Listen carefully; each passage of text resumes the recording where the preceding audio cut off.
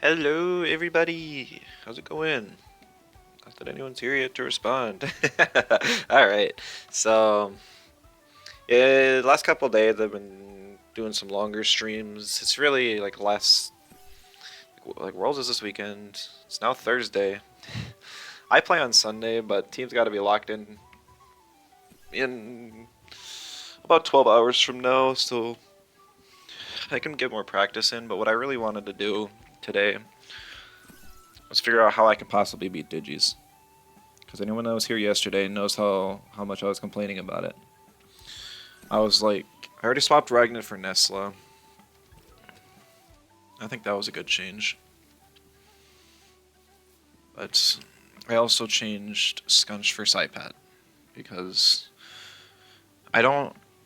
Realistically, I wasn't using Scunch to P-Jab almost ever. Anytime that I had the option to... every time I wanted to pick like a neutral matchup to start on a lead, I would pick Movelink. Only reason I would ever pick Scunch is if Movelink gets banned and the opponent has no mentals. Or digis, which there always seemed to be something. So in the end I decided that Scunch largely can be replaced with Saipat. As so, like, the net change for most matchups shouldn't be a whole lot different. It does give me another toxic weakness, but I do still have the triple wind and the Mimit. Nature weakness, I do have double and nothing to hit natures, so I'll have to watch out for natures a bit more. But this should pretty much cover me for Digi matchups. I'll at least have a chance if I get reads right into them, unlike before where no matter how I ran the numbers in my head, it just didn't work. It just literally never worked. But now with double water, I should have plenty of options. I moved the War Drum that Scunch was holding on to Mimit since most of the team's physical anyways. Nestle's the only exception. Only thing Nestle's there for is to break through Welcomer Shell Ant leads and to counter Digis. Other than that, I don't think I'm going to pick it almost ever. I guess it threatens like Tolkien and stuff too, but being weak to Hazrat sucks. So I'm hoping this is the final iteration. If I have a really bad day today, I'll probably swap back to what I had last time. Or what I had yesterday, because yesterday we pretty much went 9-0. Only losses were to a Gallios triple mental team and to a Digi aggro team that was unconventional, but Digi aggro nonetheless. We got an insta match though, so we'll just hop right in. Against Gag Bomb. One of my potential opponents. I believe he's on the other side of the bracket though, so I shouldn't have to worry too much. But this should be really great practice for the both of us. Well, for me. He's probably not going to face anyone running a similar team to mine. With my type chart now kind of goofed up, I'm not sure what I exactly want to ban. He's got triple neutrals, I've got no mentals. It'd be nice to ban...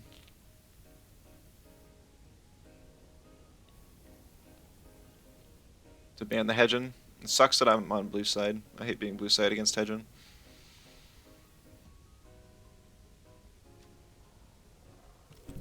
I'm gonna ban the Golzy and leave the Hedgen around.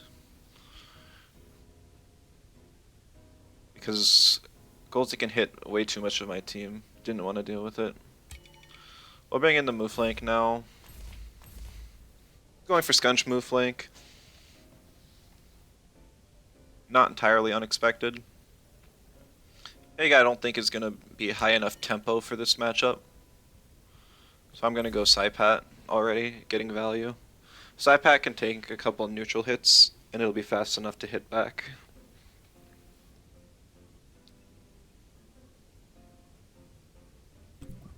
I'm assuming it's going to be both a fast Scunch and a move flank. His whole team looks very fast-paced. We'll ban that Hedgen now, so I don't have to worry about it.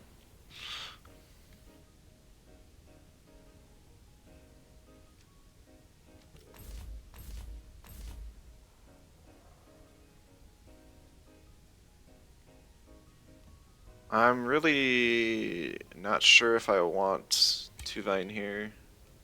I don't know if that's a special or physical Valash yet. I'm assuming it's going to be special. Be wrong though. Gotta pick the Mimit.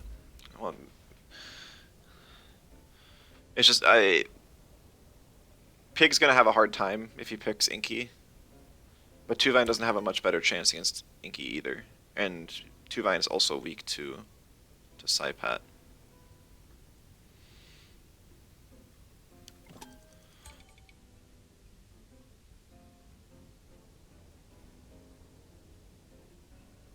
Or we're gonna pick Tuvine. I'm afraid the Pig is too low tempo for this team. When facing, like, Gag Bomb typically likes really fast aggro teams, which is something that I don't get a lot of practice against often, because it's basically Gag Bomb and Ali, the two main players who run this type of team. So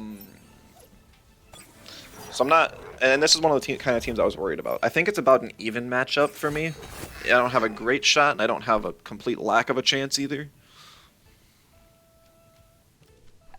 It's going to depend a lot on speed tiers here.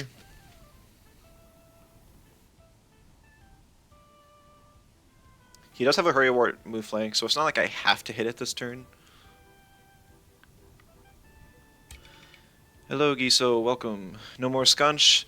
I needed something for Digis. Saipat's gonna be it. He could very well have an Amphibian Saipat that he'll swap into one of his slots here. That could be awful for me. I assume if he's staying in, he's probably gonna stay in on the Scunch to get holds off.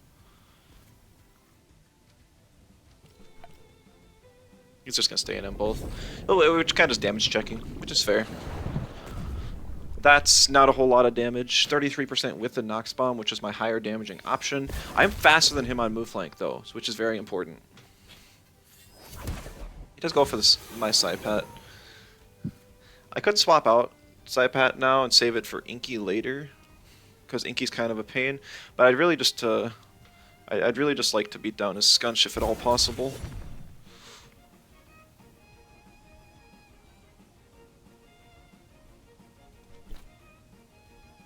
Saipat will die to a Goring. So I have to use Nicho on move flank if I want to do anything to it.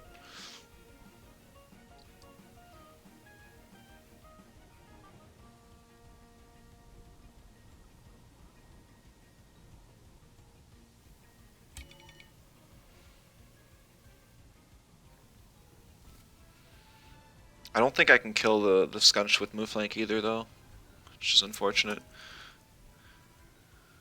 I would have to double in. If I leave the Scunch alive, it's going to get a ninja off. What I think I'm going to do is I'm going to double into the move flank.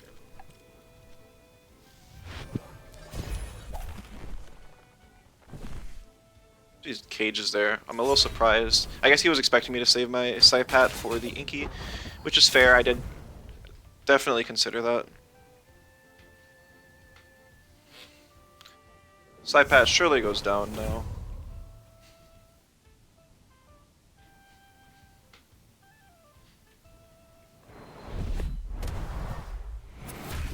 Oof, yeah, I knew I didn't stand a chance there.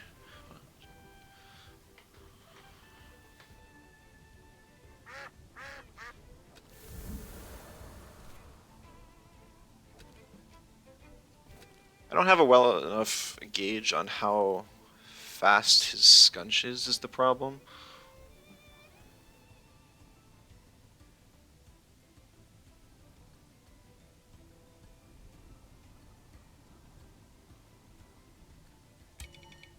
I think I was outspeeding it, right? I guess I wasn't paying attention.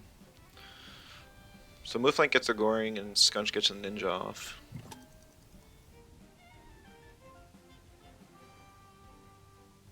Optimally, I want to double the Chim, which means I need Mooflank to die and I need to bring Tuvine in here.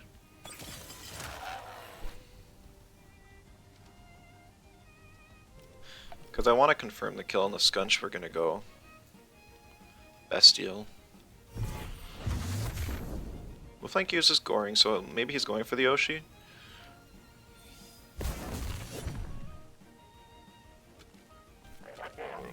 He shouldn't outspeed though. So down goes Skunch. Him not getting the ninja off helps significantly. If this was a best of 3, he wouldn't let that through more than once.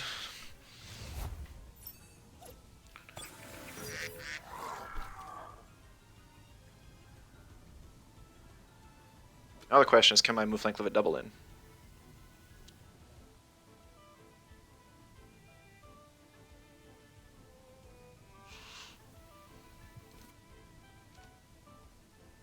Because if he can, then I want to Held Anger that Saipat for sure. And if not, then I'd never want to click it.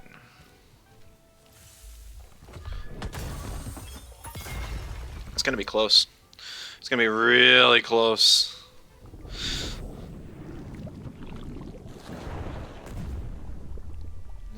He's really skimping out on attack. I bet he's good. He might even live this double, just because he's so flippin' tanky. Yeah, I think he lives for sure.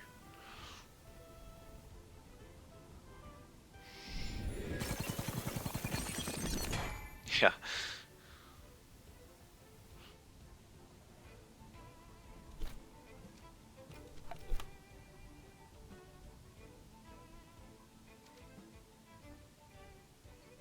If he wants to he can very easily Crystal Dust or Sea Spikes to finish off move flank, and then Nicho the 2-Vine if he wants. I should be able to live the Nicho. I'm going to Crystal Plume though.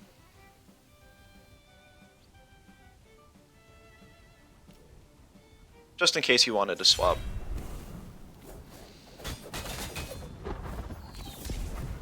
Into the Inky to eat the Turbine that I was considering. Here's the Crystal Dust. Into the move flank, yeah.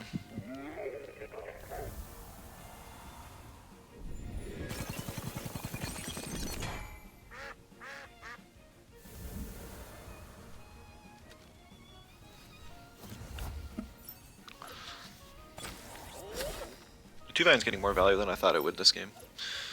Definitely better than Pig. I'll have to remember that. Make a note. Don't pick Pig into aggro. Just don't.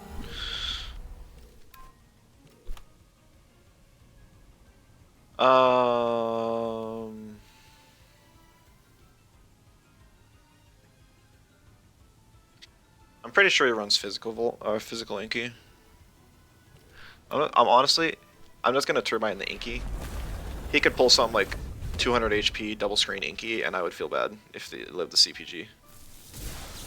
Oh, it's actually a spec Inky with a team with triple neutrals. Like, that's how bad Fizz Inky is. sorry, Fizz, sorry, Finky fans. It's tough. Quartz Shield on himself. If he did that on the Inky, then he may have survived the CPG, and I would have felt really good about using the Turbine.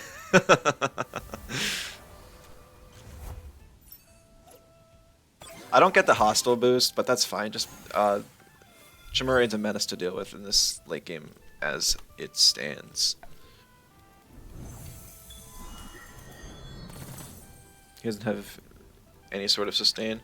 Also, after the Valash attacked the first time, it did not get Jack of all trades, so I was able to know that it's Scavenger rather than Jack of all trades. So I just ignored it.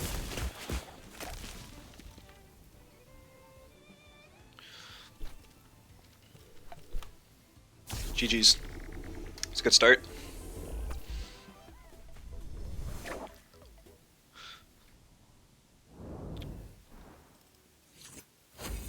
I'm already getting pro mode in Legend. Forgot we're up here now. Gives me a bit of a cushion. Is he in Legend? Yeah, he is. Alright. Hello, Reaver. Hello, welcome.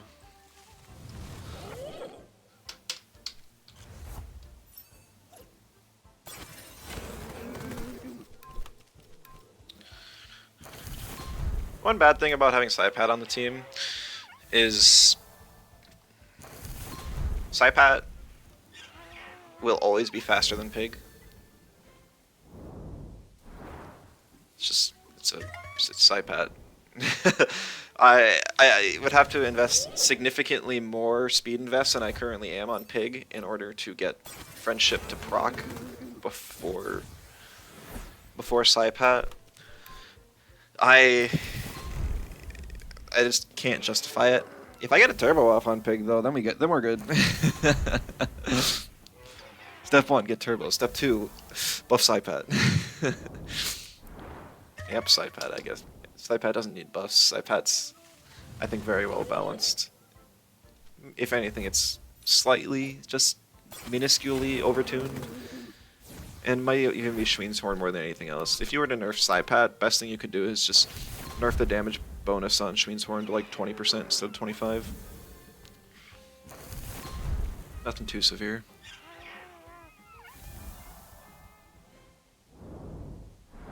Not a whole lot of other Tems use Schween's Horn. You got Babua, which wouldn't appreciate that, I guess.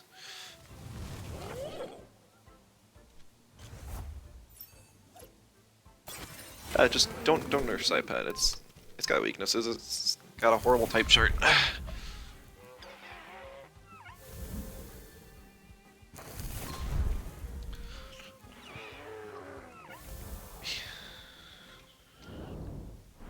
Gag Bomb did waste quite a few turns there against me. The cage whiff kind of hurt him, and then also the Oshi greed instead of the ninja.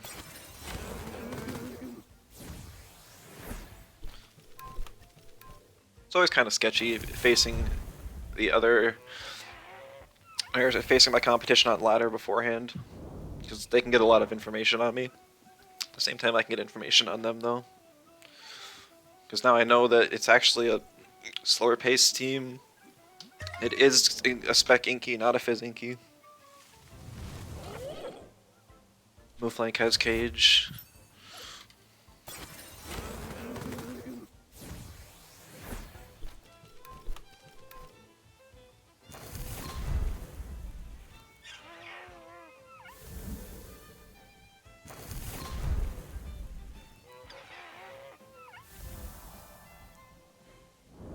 Yoluna's gonna love me too.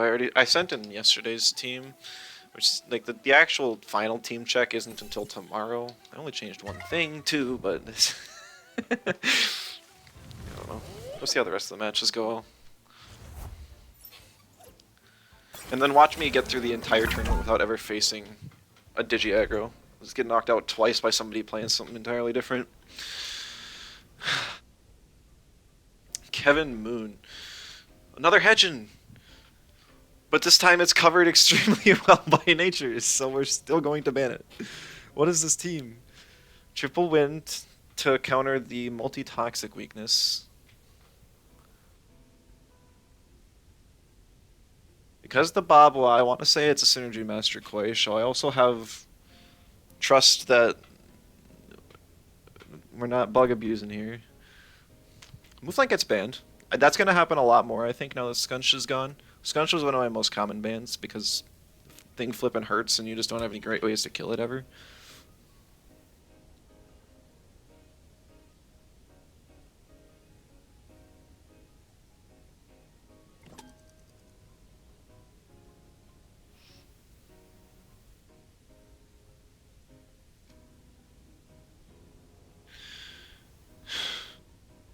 Boy, oh boy, do I wish the birds had Nox Bomb. Why couldn't they have made that change after Worlds? Like, come on. Give me one more patch with my fun. Like, Tyrannac, why? I know it was coming, but why? Like, it's still double bird here. I just...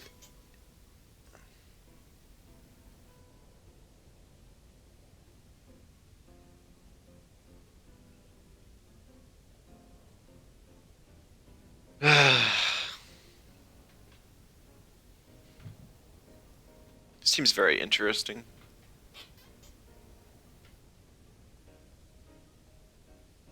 Gen 5 vibes? Yes, it's the rival battle from Gen 5.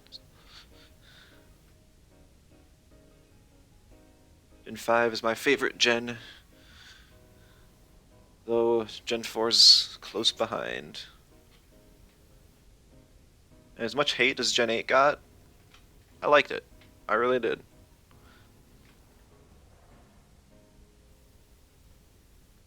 Watch streak reached. I have no idea what that is, but Dan, thank you. That's appreciate the support.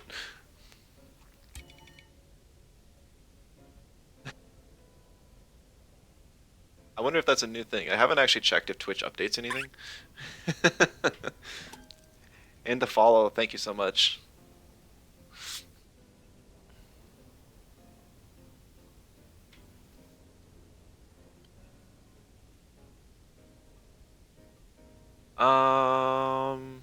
I'm gonna ban the Koish. Because I do have limited options as for what can take a water cutting lily. I think the Psypack and Nestla can take one from Babla if needed. But you know, don't always work out like that. Pig Mimit for sure. Thank you for early stream. It's not that early for me. Normally it's just like I wake up at 6:30 for my classes. I get tired and I take a nap after I'm done with classes. But it's just my brain can only think Temtem right now. I tried to go to bed last night and I stayed up an extra hour and I'm like, okay, let's swap Scunch for Psypat.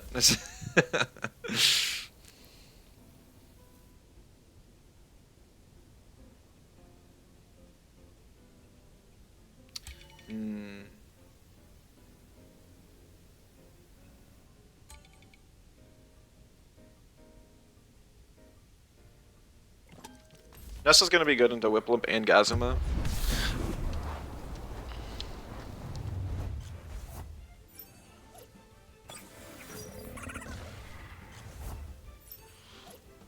The other thing I'm debating on is like I should potentially swap Double Gash for Show Off on Tutsu, just for if I'm next to a. But I click Double Gash more often. It's just click double attacking moves, because why not? Meta OP. That did 120 damage.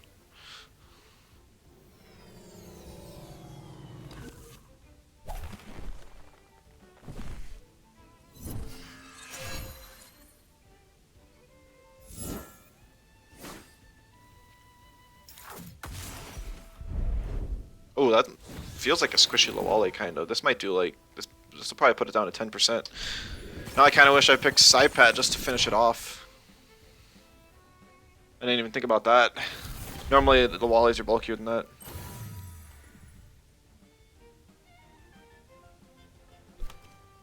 Alright.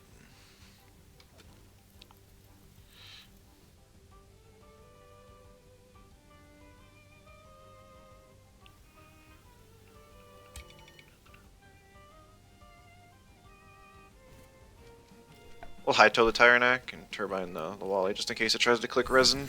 It doesn't, but you never know. Could've.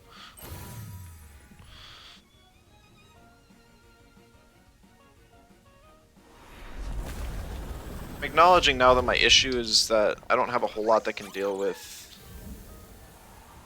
Gazuma. I can swap out Tuvine and bring it in later with Mimit. You get a whole fresh Tuvine. I might have to do.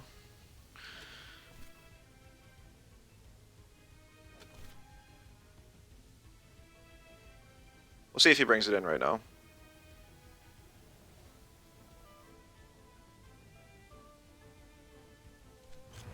He brings in the Whiplump. Okay.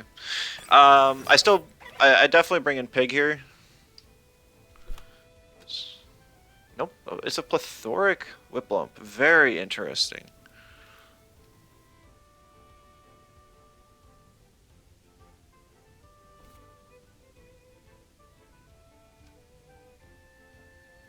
I don't have anything to really chip down the Whiplump right now. I'm gonna ignore it and kind of hope I can reach an endgame with Nestla, Gazuma, Whiplump. That'd be my best option. It's fine taking that. It's not too bad.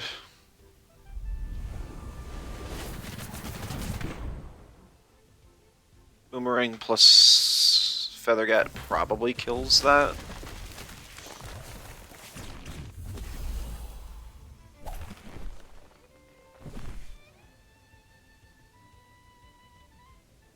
But at the same time, Gazima's coming in now.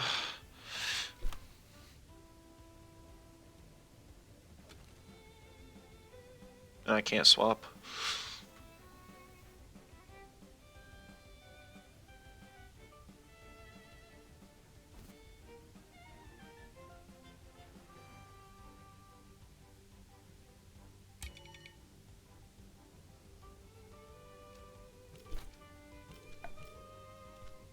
No, no swap, really?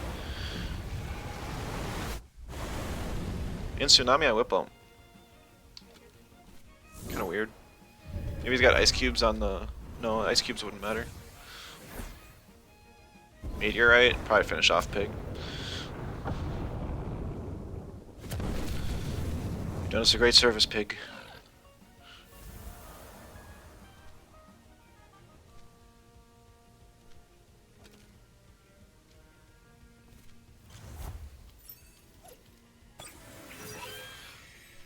Why do I feel like I got stamina bugged? I just rested. I should... Oh no, I really was at 0 stamina because of the outgrowth. Darn it.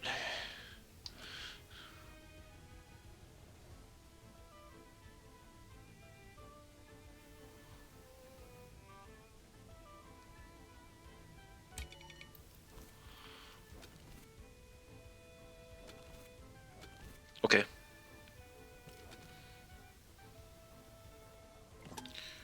I need to check speeds real quick. Okay.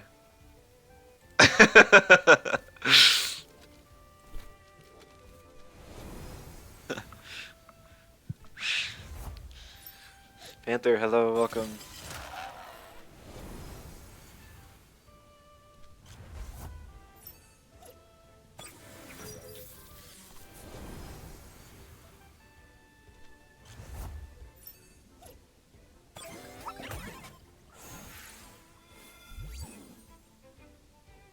Yeah, marbles on the Gazuma sucks. Man, where's my Nox Bomb? Where's my Nox Bomb? Ah!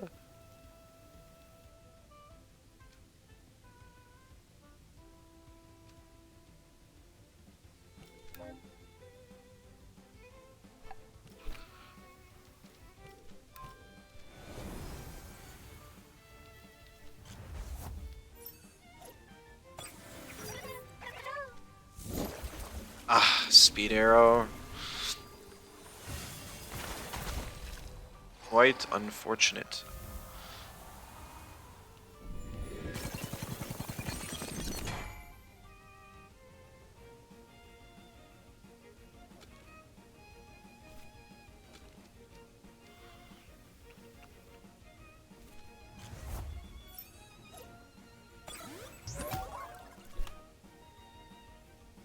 Yeah. In just a month or so, I won't be able to stream at this time anymore.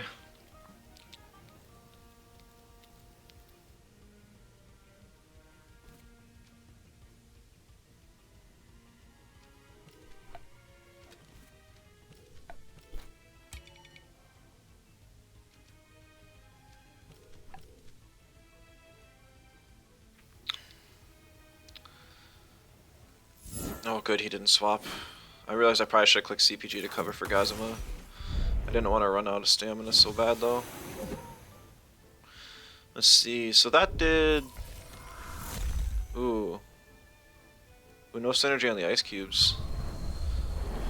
Aha!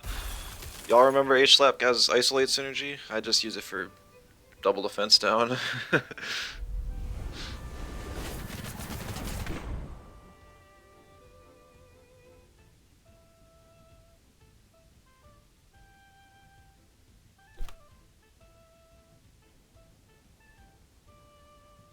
Also means he won't get water cutting synergy.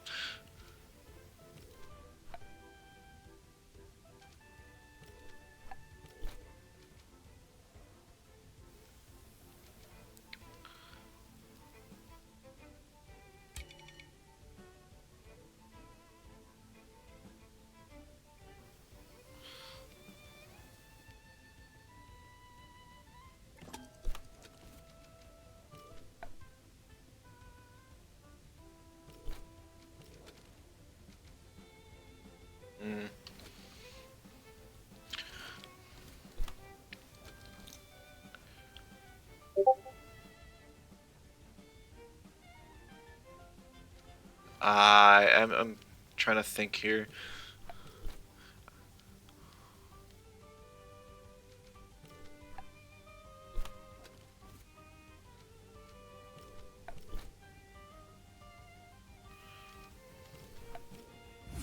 Yeah, he stayed in. Alright, what's the best Gosma gear in your opinion? Because without Digi fast charge is useless, without something like bait. Receptive is also useless. Bait's really common. Definitely a safe gear for it. If you don't have bait available, camo's okay. Marbles, because you're picking it on lead quite often.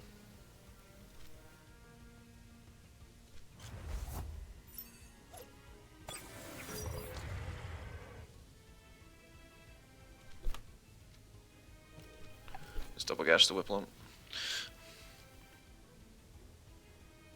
It's usually bait or marbles, I feel like. I've seen Refreshing Diabolo as well, just kind of for a full support role. People don't want to deal with the Gazuma, get a heal off.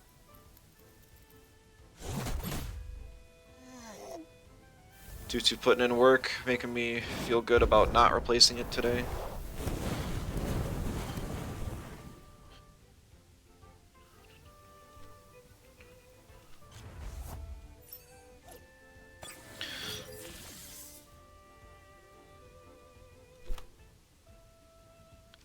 Just gonna double gash again.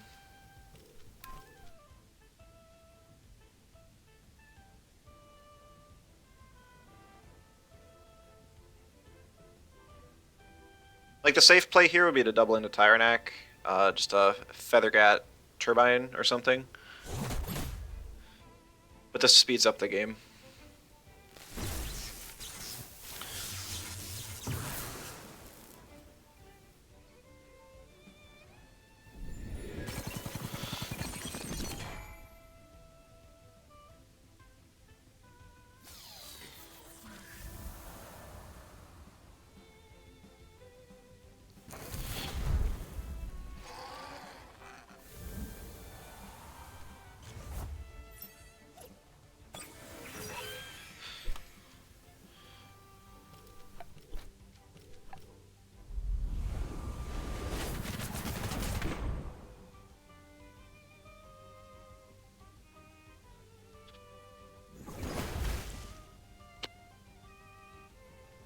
That's why Nessa sucks.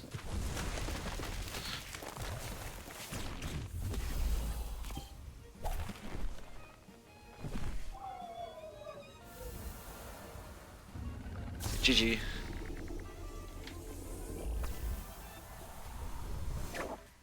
I think my opponent could have played their swaps a lot better that game. But now with this new nature weakness I have, it was good to get a match like that, so it was nice. Still wish the birds had Nox Bomb, that would have gone so much smoother if they did. Oh, I moved up 2 more ranks. Let's just see if I can get Legend before people just stop playing Ladder entirely. I think Ladder's gonna dry up after Worlds.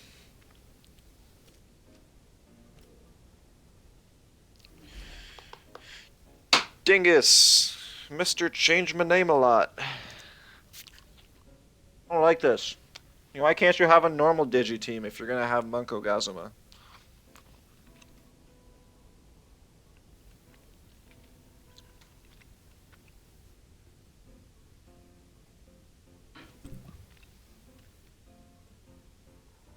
Advance to Tutsu.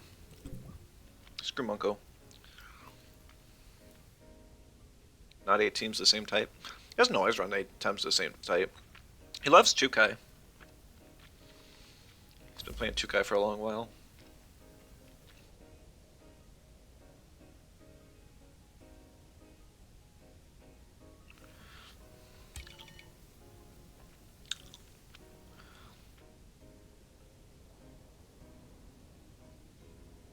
Must remember, note to self, peg not good into aggro. This is definitely aggro. I want Jim to pressure off the electrics. Tuvine doesn't even have a great matchup into Inky. Like Tuvine takes like 60% from a T-strike, it's stupid.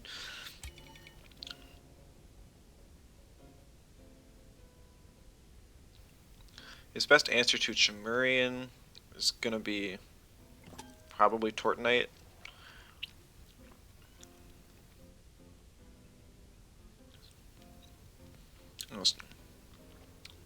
We'll get some pig action. Who cares? It's just ladder.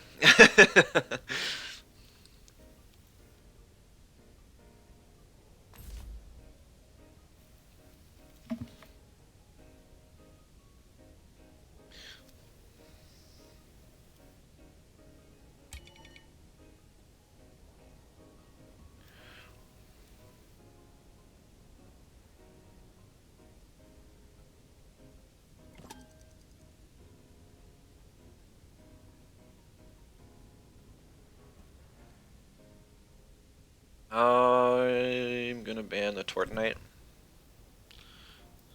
Just in case I have to pick Nessa. Which Nessa is kind of nice. So banning the Tort makes him want to ban Nessa because Tort was his best counter to it. Otherwise, I was able to wall Gazuma,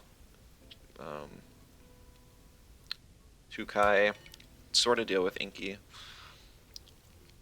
And can even match fairly decent into Volphy because of Aquatic Whirlwind.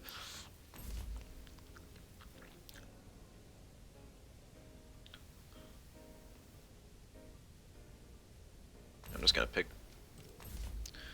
This is not a Saipat friendly matchup here.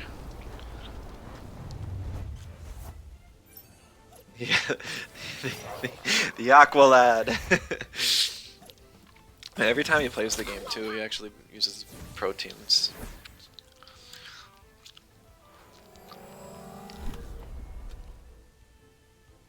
Tsunami. Alright. I have very little reason not to just boop and then boop.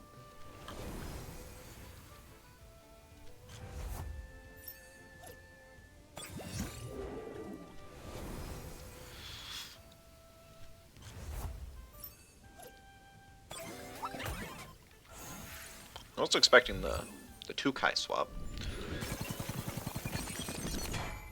Yikes. Is that every time he makes a new dude and speedruns this? Yeah. We have the 2 vines, so it's not like if he kills Jamurian, I don't have anything to deal with the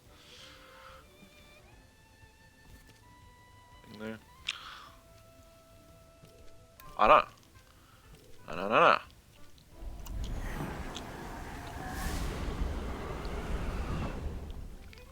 That hurt.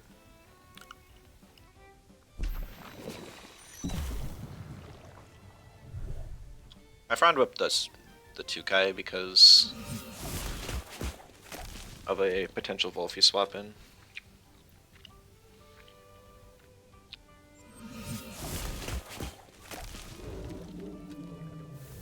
Let's see. Currently, if he swaps in Mimid, it'll turn into Plotamus. I don't think that gives him much of an advantage. It'd be nice to get Pig in. Like it holds off. So probably be the turn to do it. Rill, Joe Wolfie.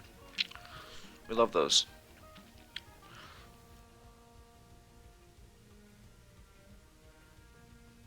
Ninja, hello, welcome.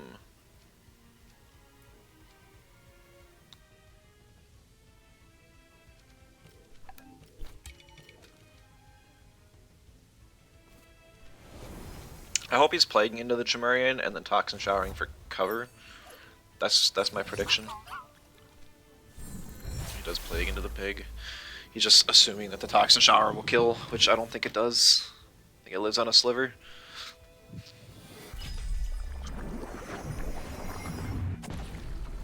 Yeah, 7.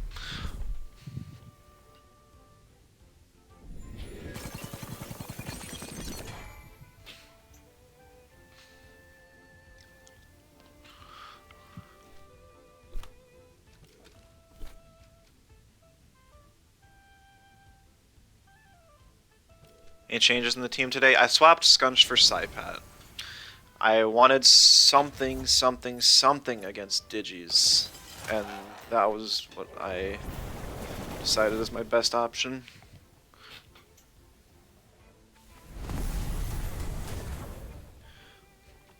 That was risky.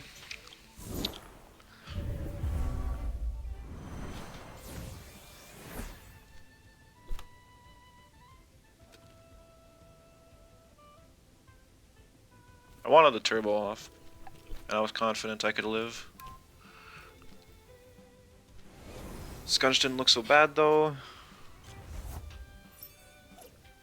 It's not that Scunch was bad, it's that I needed something against Digis. That's I liked Scunch, Scunch was great.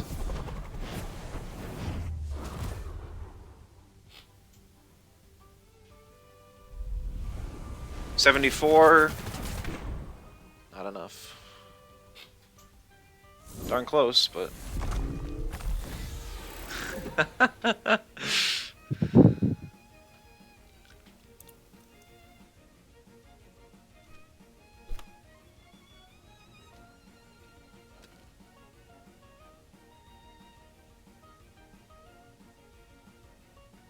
didn't think I'd have to face my own pig. I'm not really prepared for this.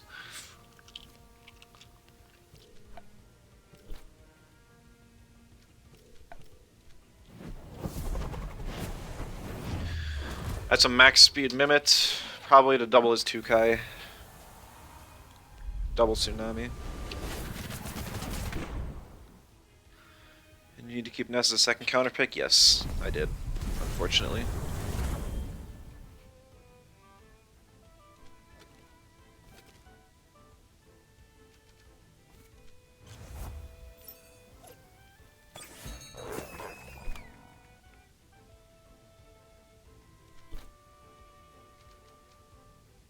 Does not get much worse than this.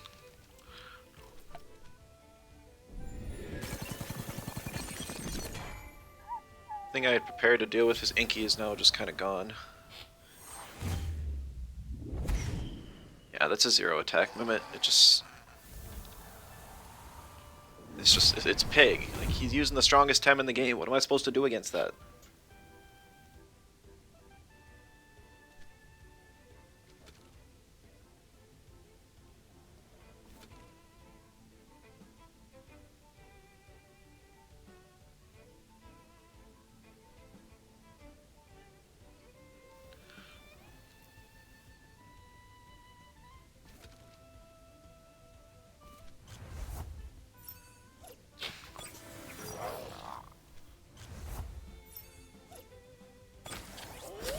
Gary would be a good alternative to Ness since you want to see.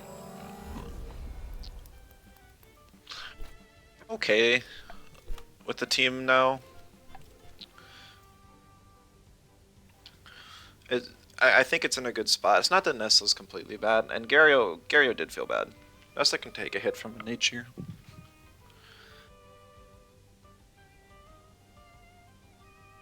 Can actually get a Water Blade and maybe Aquatic off against a Volphy. Plus, I want Nestle to be the ban against Digis. Okay.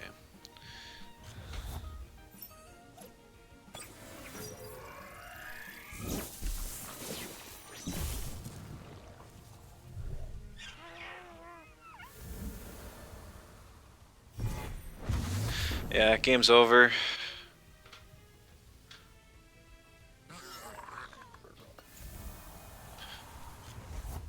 I didn't have a lot of great options there, because he just Court Sturts and Rotten Goose. Honestly, him stealing my pig was the best play of the game.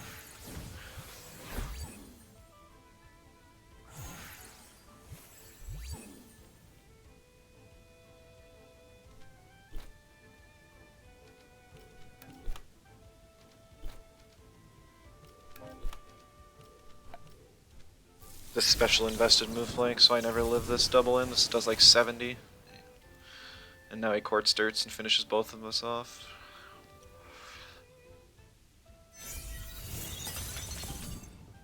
GG.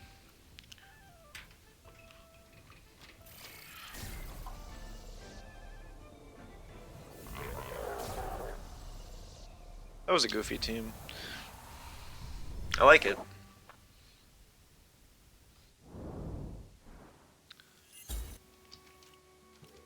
What was my other option for not picking pig? It's the Nesla. No, it was Saipat. Yeah, Saipat would have helped me out more there. Pig almost did something, except it actually worked against me more than it worked for me. I just really wanted the turbo off on the 2 Vine. and then it didn't pay off because he copied the pig, and I couldn't kill the Wolfie. If either of those things went in my favor, I would have won, but was not as such. That Wolfie was very low speed, and yet he had stuff like a max speed 2Kai and max speed Inky. So yeah, like, I understand having a max speed Tem as a cleaner. It's usually what Psypad is on my team. And then Auhi's a good cleaner. Hey, Tote, thank you for the practice, much appreciated. Happy the pig and lose to it. Sounds like pig's the best Tem around. I genuinely think it's a good Tem. I do. It's not like a complete meme. It punishes slower teams so badly. Look, he's about to ban it. See?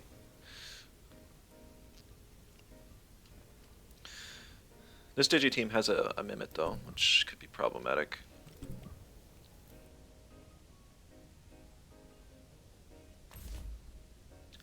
Yowl? I guess I didn't even think about why is there a Yowler? Why is there a neutral fire core on a Digi team?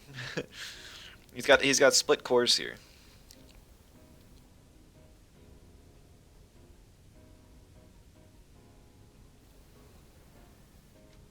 I'm okay with this though. I should have picked Mooflank first so I could swap out Psypat for Mimit. You know, I don't use Mimit a whole lot. And I know I should use it more.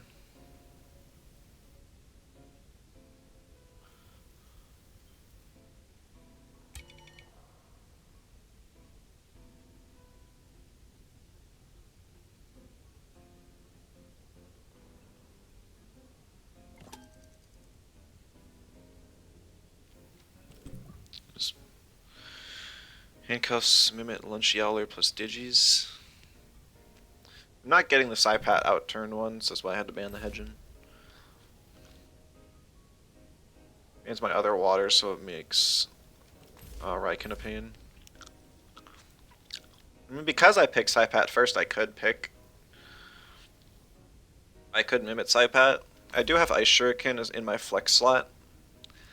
I figured Ninja would be nice. I thought about Ice Cubes just so the Mimit Psypat can still do something, but I decided, at least for now, that Ice Shuriken would be good. I can still punish slow teams with that. If I face a stall team and I need to pick Psypat Mimit, or I get into an endgame with Psypat and Mimit, it can just completely shut even a Ninja down.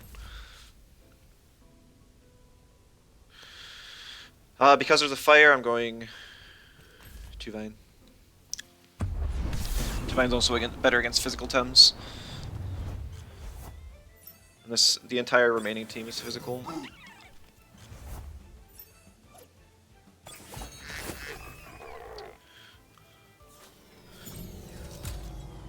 Now Dingus is watching. You can watch on stream, silly. No, you know. Alright. If I get the popcorn out, I'll throw the Digi emote.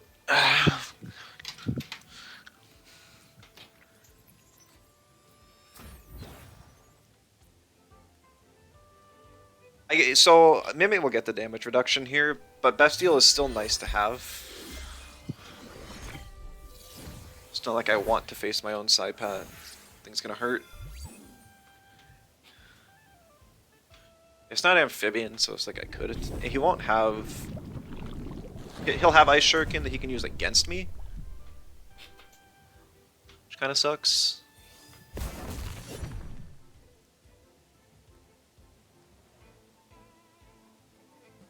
You know, do what we can.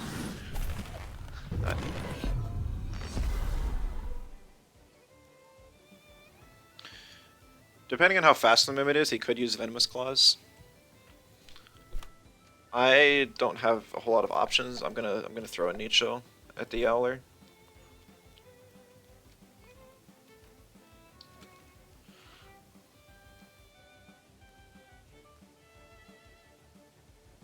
I'm not gonna copy the Mimit. I'm not. I'm hoping it's a low speed Mimit. It's like bulky, but based on how much damage it took from the, yeah. Based on how much it took from the other move, that was doubtful.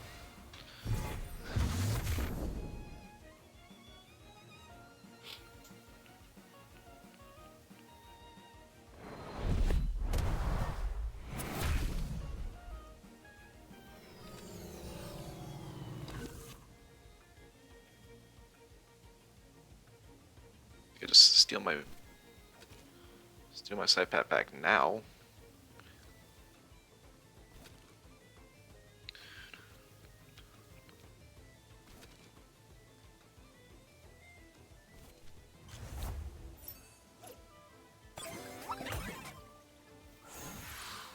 Didn't even think of that. Let's go Nox Bomb and then Bestial. I should take out Mimit. Should he keep it in, and this will finish off Yowler as well before it gets a move off. Then I have Held Anger up next turn. If he lets both die here, I could definitely see him sacking Mimit to get a Nicho on move flank, and then maybe like a Cage Quetzal on Raiken or something. Then his Raiken has to eat at least one Ice Shuriken.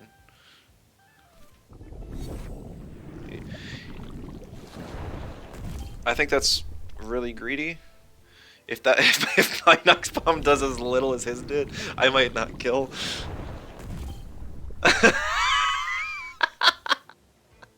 Oh, that's so bad. That's so bad.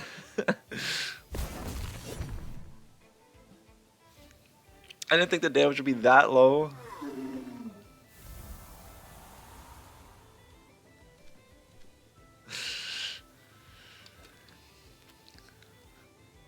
Yikes.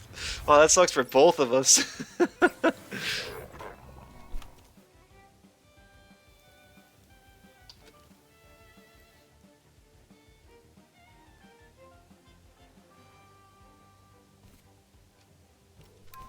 Go for Venomous Claws.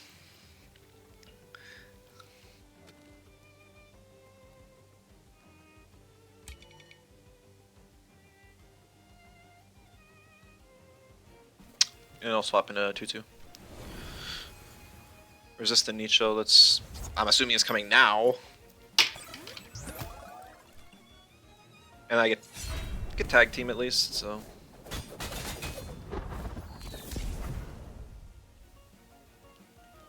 Maybe I shouldn't have clicked Venomous Claws, this might not kill the Mimit. It's gonna feel bad if it doesn't. Well, that did a lot of damage. Was it unnoticed? I probably should have dealt with that.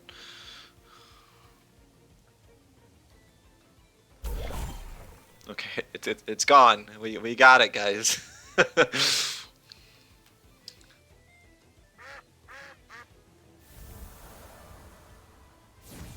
It is unnoticed. Okay. Probably gonna see Zalbi in here.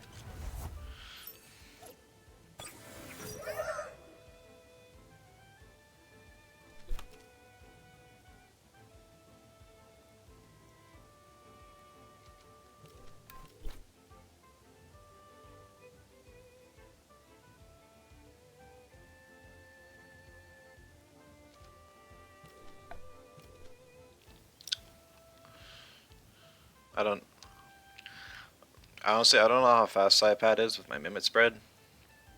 Mimit's really meant to copy anything that's not Psypat.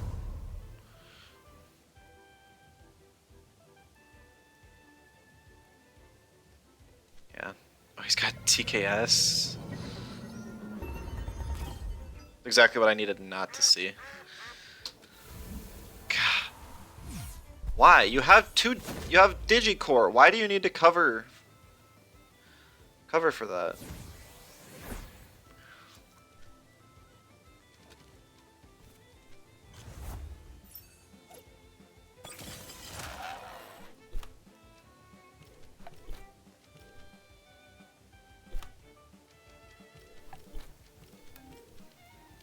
And also, it's very speed invested.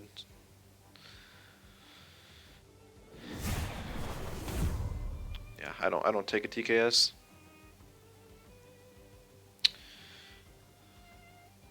He didn't even swap.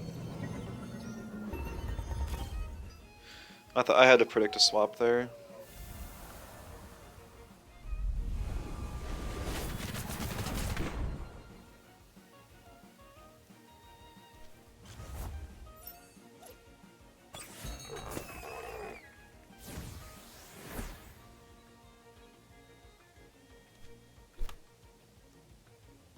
Yeah, it didn't matter. That was a goofy team. I spent too many resources dealing with the Yowler, double Yowler at this, or the Saipat Yowler at the start. My own Saipat screwed me over that fight. It wasn't even a normal Digi team.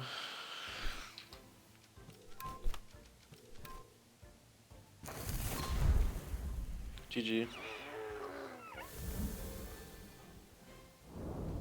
He didn't have TKS there, I probably would have beat him. You guys know if the normal Digi teams run TKS? I feel like they wouldn't, but maybe they do. You gotta run Electro Punch, Wastewater, and those two for sure. I feel like you'd want Turbine, so you have an option to deal with Toxic Spam. And also have Prio. Last move's kind of flex though. I always kind of assume Crystal Bite to deal with electrics. I've even seen Laundry for extra Prio and also a way to deal with Earths. So, but if they have TKS, that'll put a little dent in my plans. Sidepack can live like any one move.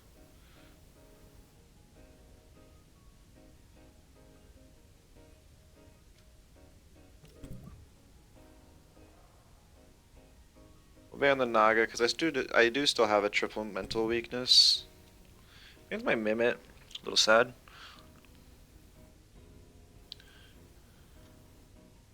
I can pick Mooflank here since no mental now. And then we'll see what he does. Mooflank is basically a new Volphy, it's just their safe blue side pick.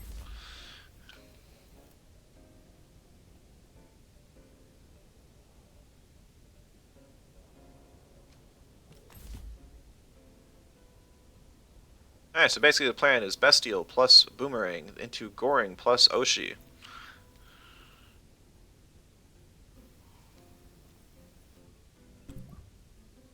No side pat, no fire for you.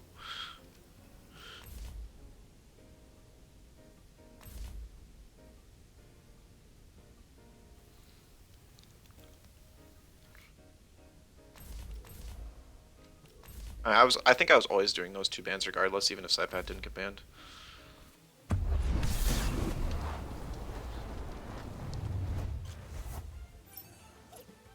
I probably can ban fires less because I have double water.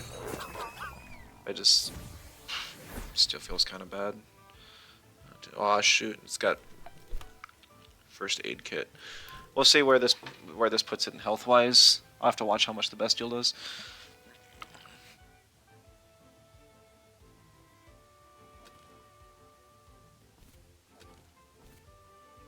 I don't think Mooflank will be in range of Glass Blade after this turn, but maybe... Oh, it goes to Pig. Okay, so Pig won't get the Oshi off. Might not even get a second Boomerang off. Alright, so that did 40%. Good job.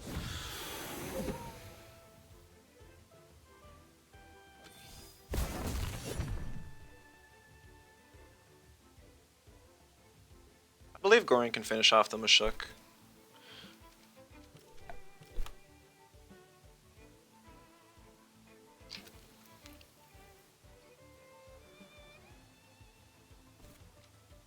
Well, Oshi, just in case.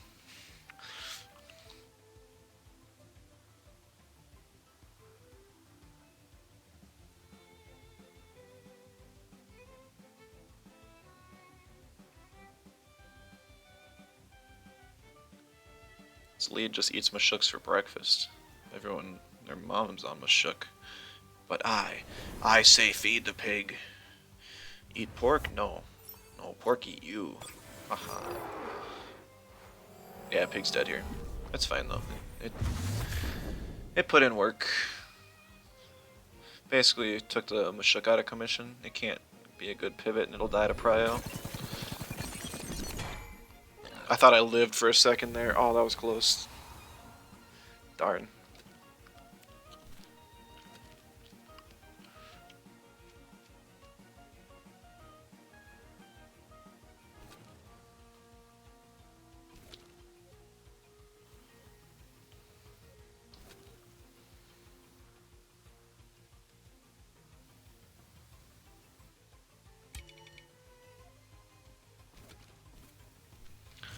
Both my wins are going to be more helpful against Platamus. Plus, now that his Crystal resists on the field, I can just CPG plus Bestial into the Gym Slot. Too Slick, hello. How's PvP been going today? We only have one loss? I thought we had two. It's been good. It's yeah. We had two. I just because I lost to Tahone and then I lost to Tote. I'm getting a lot of good practice in. Basically today it's still a lot of limit testing and practice for Worlds this weekend. I don't care so much about wins and losses.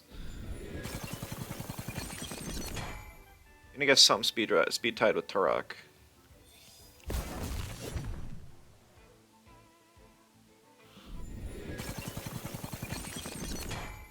Nice, Chim's down. Probably a Rockfall. Yeah. 258. So that did 100 damage. Just over. It's gonna be close if Turbine kills or not. I think I can live though. You didn't know Worlds was this weekend? You would have started preparing. You've been grinding Pokemon. And the last chance qualifier was last week actually. So unfortunately, it's too late to qualify, but it'll be a good watch this weekend. For sure.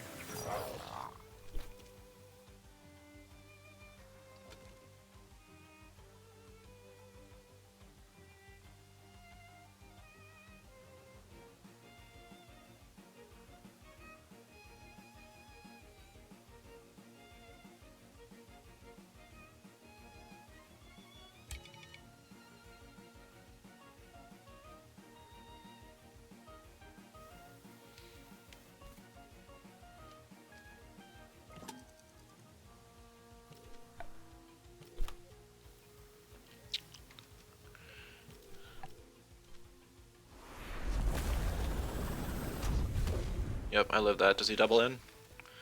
Aqua Bullet? He does, okay. I almost glass bladed. I was really close. I figured, you know, I'll be okay. But I was not. Rock does go down.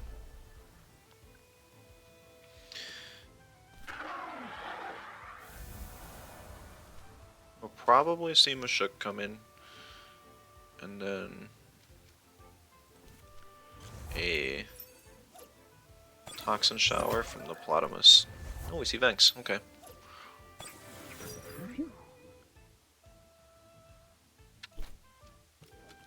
Gonna check speeds again quick. Perfect.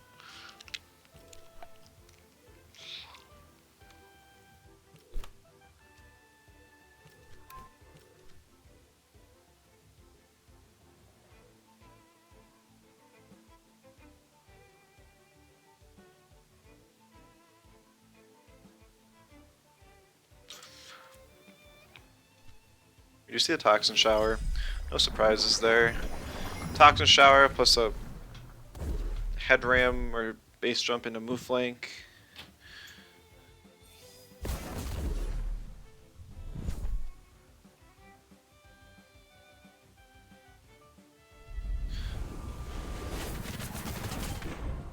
Yup, down goes Plat next turn.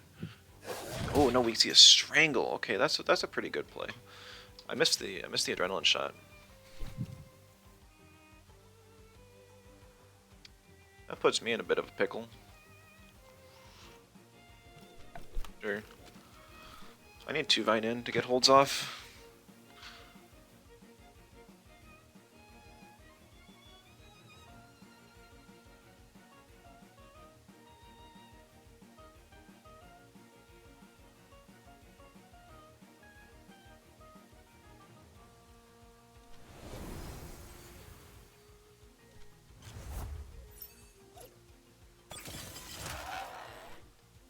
He tries to save his aquatic. My move flank's not that slow.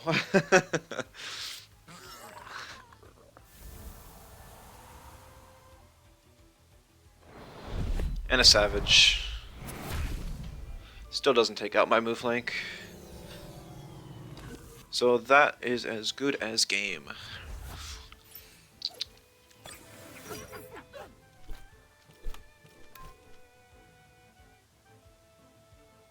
GG.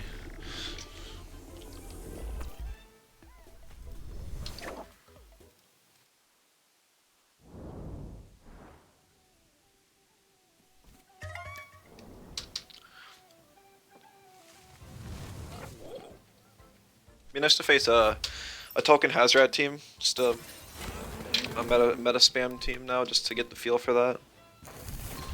I think I can still handle stall pretty well, so I don't think I need a matchup against that. Because I still have H slaps with, because I removed Scunch, so I don't have P jab.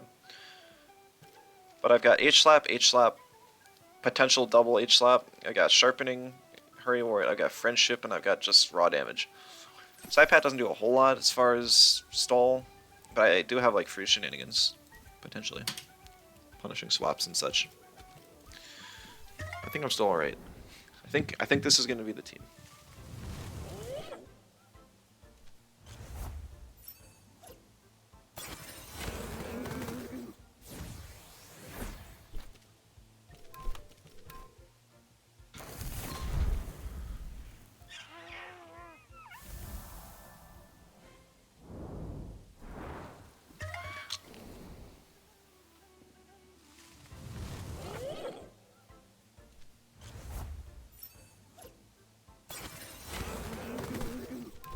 I'll have to run the numbers a bit on the Digi team just to make sure I can win all those possible leads.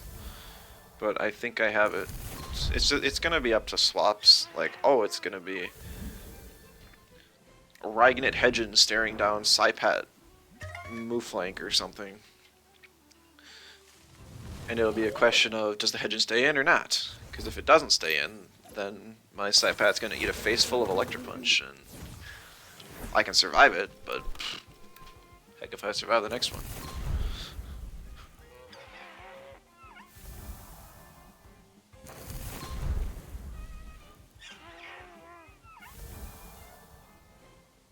And then there's also shenanigans with Gazma fast charge onto the Hedgen. Normally you'd be like, Hedgen doesn't need the fast charge boost, it's already one of the fastest Tems in the game. But for matters outspeeding Oshiara and specifically Sidepat,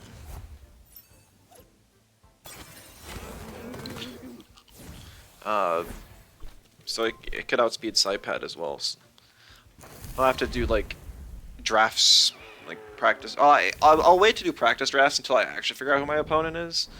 Teams have to be locked in tonight, and then we'll get the brackets tomorrow.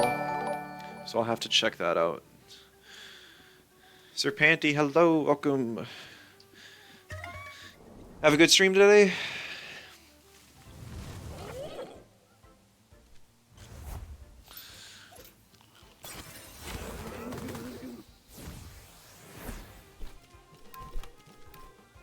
New Jujutsu Kaisen episode came out today. Did it? I thought they were considering delaying some because just like overwork and they're behind on production. If it came out today, that's cool. I hope they're not rushing things though. I feel bad for the animators, and also I don't want the quality to drop. Oh, perfect. Ask and you shall receive. Thank you, Ash. I appreciate it. I don't think there's no way these people are intentionally help, but it's cool.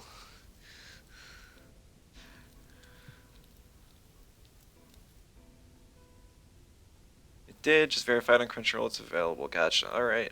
I'll have to watch that sometime today as well. Side pack goes down. Do I feel bad if I ban Tolkien?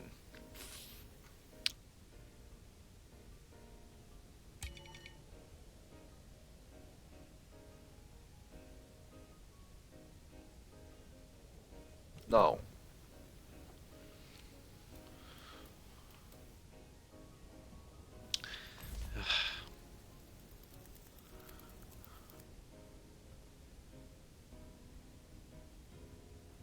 This sucks.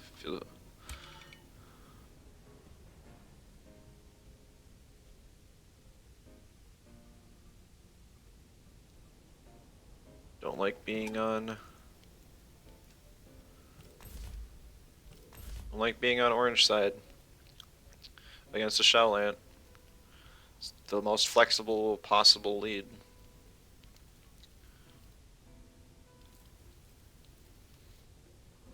Pick Nessa here because the Nessa's got drill, and this is one of the only reasons why I'd bring it.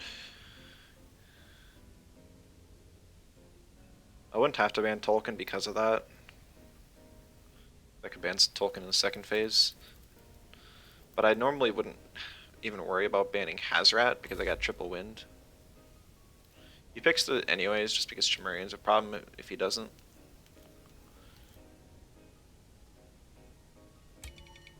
Gonna ban the Inky. Inky sucks. I mean, Inky's good, and it's just... yeah, Inky sucks. There goes Tutsu. Not surprised. Do I even want Mimit this game? I should say, do I want Tuvine? Tuvine's kind of the one in question right now. I know I want Pig. Oh, you know what? Pig will be pretty good. Maybe I can go double Pig this game.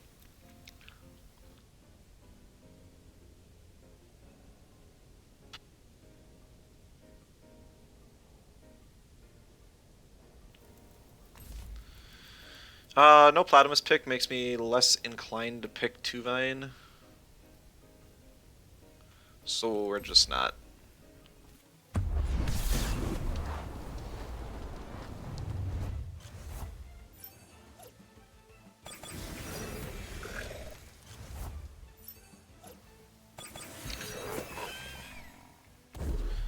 I think I made a mistake.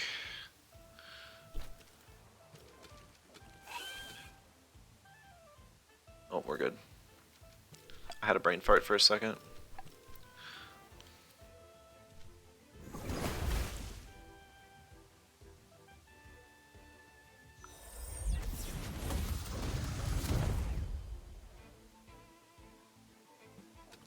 Max special attack Shellant.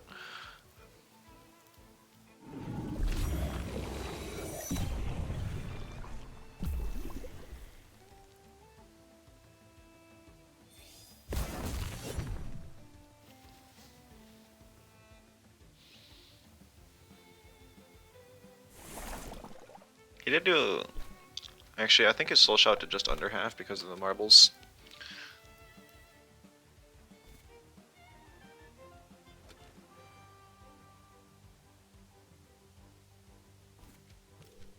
Just throwing aquatic at the... I forgot about that.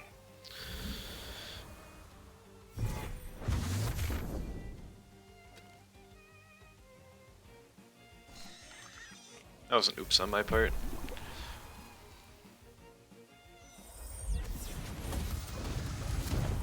Never really understood why Nessas usually run camo. Can you explain? I think it's mainly for the Tolkien matchup, to avoid getting burned. So you can win trades for sure.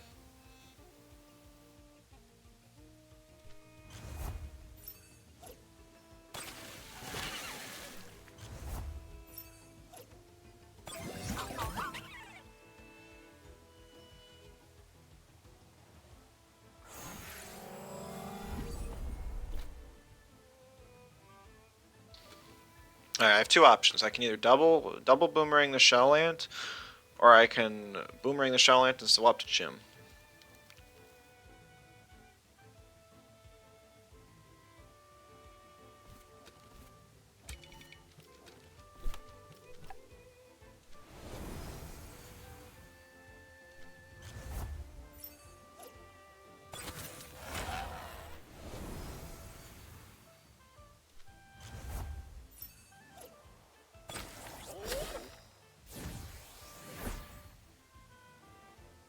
I don't know if Mimipig can... survive a Tsunami Serb CPG, but we hope it can.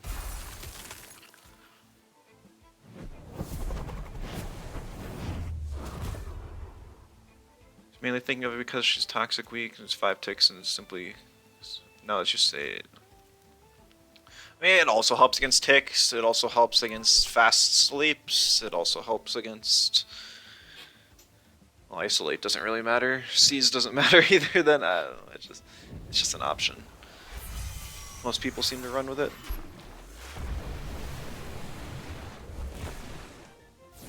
I think I can live.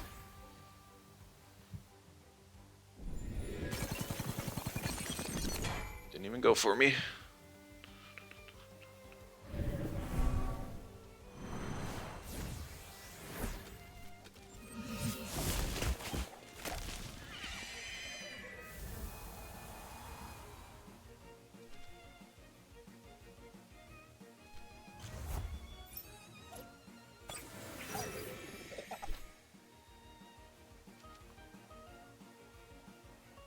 He either has Prio on this thing. I guess he's got Kesagatame. I'll probably just use that.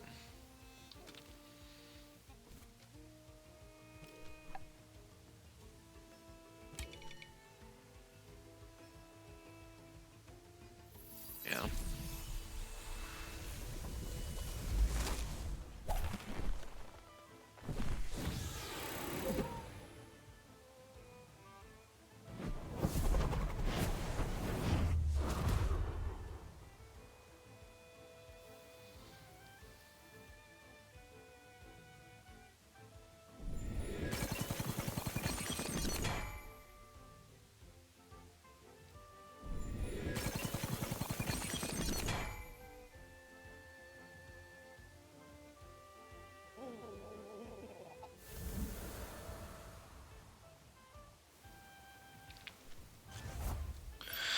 Let's see. Match went wrong when I thought Nestle would outspeed the Hazrat for some reason. Died to Venomous Claws. And it was a max special attack Shelllant.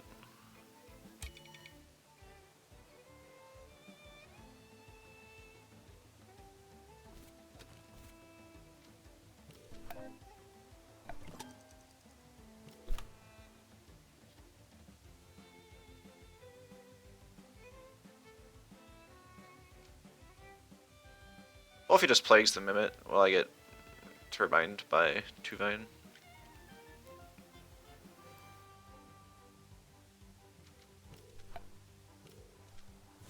Nope, other way around.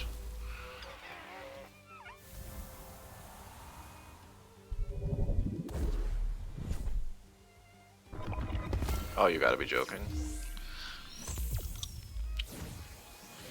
Yeah, I don't have anything against that.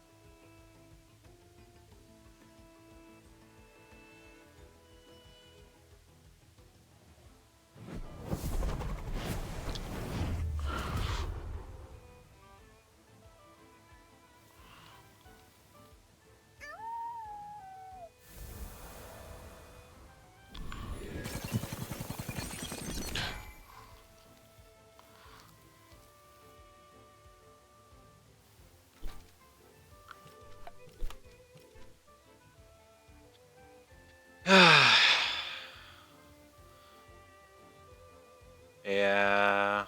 Oh well.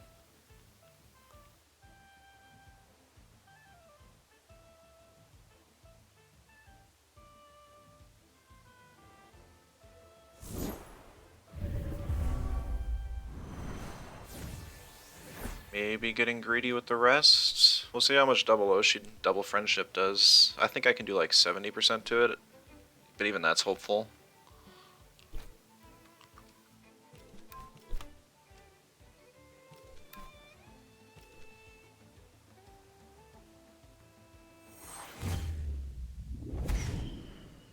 And Alacho, thank you for the lurk. Hope you enjoy some pig content. Only reason I'm doing so little to the 2 vines because I used diamond for it.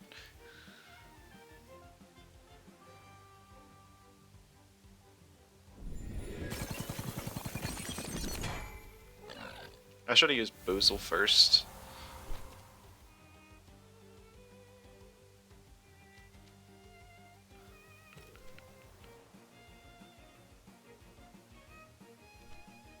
Playing its focus again. It's good practice. I wanted to actually match up against a team like this, so I don't mind at all.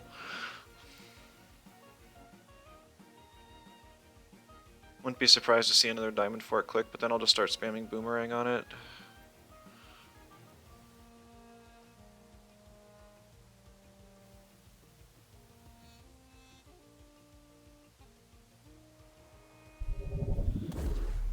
By the way, most of the times when I stop into your stream and I just lurk, it's usually because I'm in class and don't have volume on. So if you're ever talking to me and I don't respond, that's why.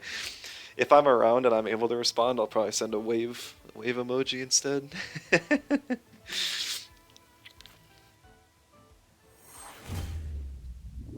32 down to 9.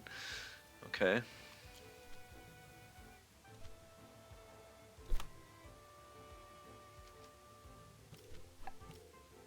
Anyways, hi, anyways, okay.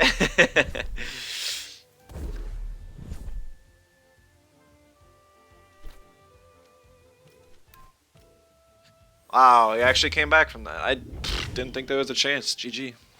I think resting when I clicked double Oshi was kind of what did it. Yeah, that one's gonna be kind of tough if anyone's running a team like that.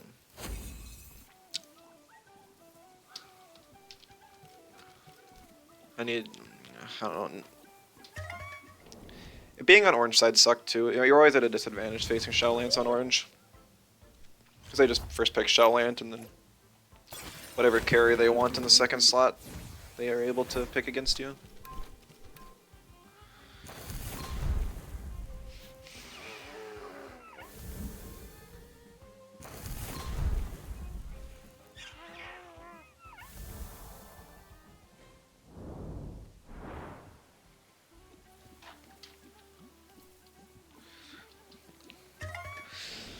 Just some people will watch my streams and pick apart every little thing and be like, okay, well, Kesugatame outspeeds a Shellland, and Waterblade does this much to a typical Hazrat. I don't know. In the end, I still play this game for fun. It'd be cool to win some money in Worlds. Be even cooler to get the title or the cosmetics. I really wish they gave the pants to everyone, or at least something special for participating. Heading off to watch Jujutsu Kaisen, chill and watch the replay on YouTube. Alright, Ninja, thanks for stopping by. Have a good one. Enjoy the episode.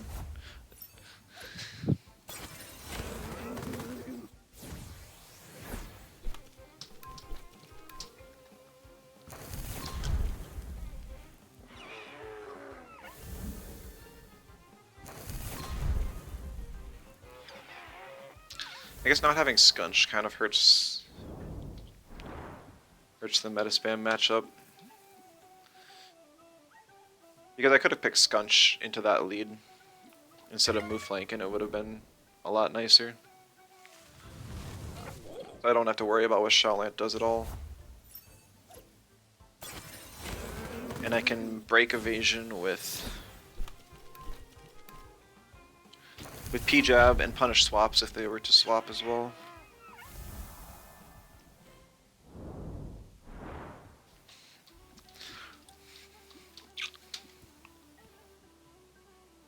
So that's one thing where Saipat's probably worse than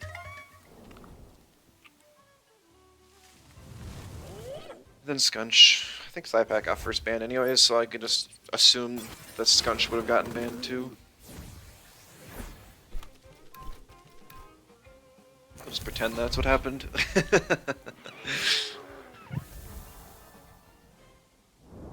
We're gonna get to this tournament, and I'm gonna be playing the match. So it's gonna be like, ah, why did I make this change? It's gonna be the end of me. Why didn't I keep Ragnit when I have to bring my Nestle in against a Toxic or something?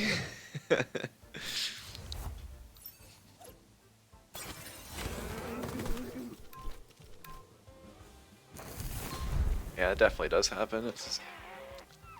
I still feel like this team's pretty consistent.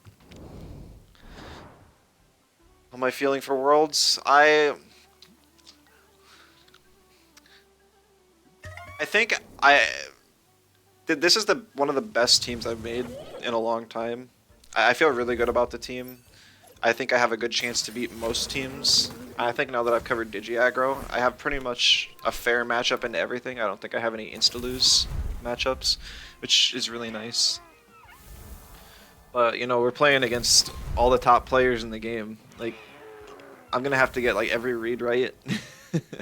And that alone is going to be tough. But I think I have potential to win every match. I think the potential is there. And that's enough. How about you? How you feeling? I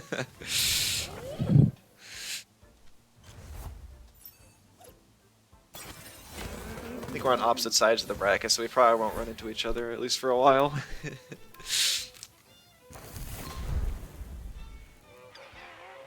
You don't really know. Yeah, I mean, it's kind of all over the place. I know a lot of people have stopped in and been like, how do you make a team? I have no idea what kind of team I'm running. So, who knows? Think you have a really balanced team? Win everything? Yeah, I think that's important for this tournament. Have a mindset of to win it all. I think that's good. I hope there's not too many fissures.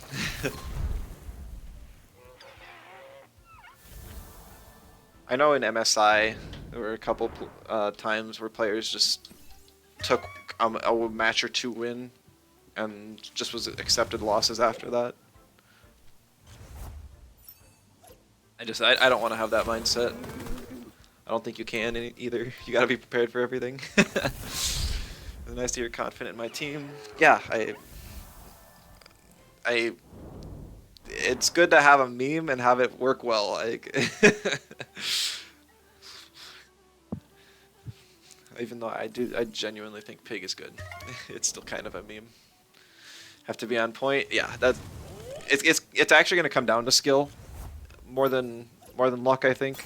I know there's some amount of luck with like winning like side matchups and making reads and stuff kind of gets down to 50-50 sometimes, but it's all top players. Every decision's calculated. It's this time we don't know the pairings before we lock the code. Yeah, that's huge. I probably wouldn't have even swapped in Saipat had I not known that I was going to be on the side of the bracket as the Digi aggro players, though.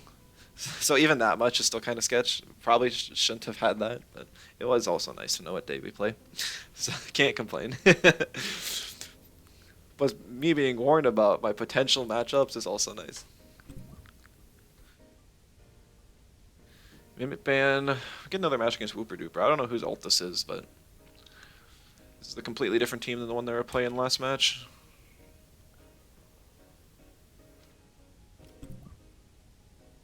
Weird because it's see teams before matches. I think it's kind of nice. I think it's mostly for advertising purposes. It's to entice. Because if they didn't post our teams somewhere, the only way that new players would have access to them would be through like Loreweaver's spreadsheet. But this way, if they just collect all the teams and show them off, everyone could be like, "Oh wow, what's so and so running?" And then they can just check the list. If Platt comes up with a new Yell or Mimic crazy combo, and everyone starts talking about it in comp chat, and some new guy pops in, it's like, "What's that? What is everyone talking about?" You can just reference that. I guess I don't know. That's at least what I'm assuming it's for. Having extra time to prepare, I think, is kind of cool too. Not that it was necessary.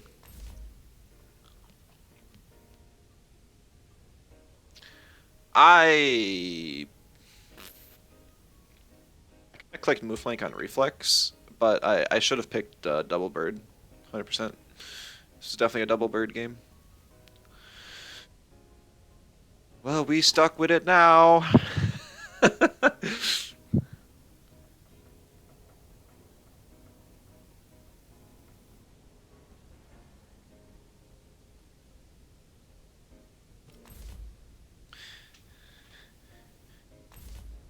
Yeah, I knew the Osakai was coming in. My team doesn't really match well into Osakai. I probably should have just banned it. I do have Saipat, but I'm gonna guess Saipat's getting banned now.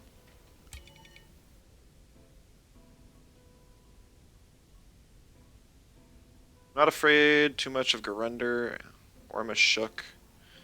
I think Tremurian's a bit of a pain just because I'm gonna have to beat that down with neutral hits, and I don't think I'm gonna want to.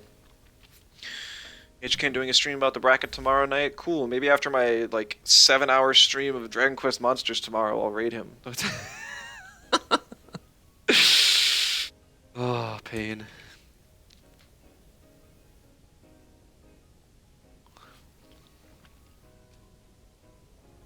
Is Tutsu even worth picking when I'm only gonna have like one synergy for it? I don't know.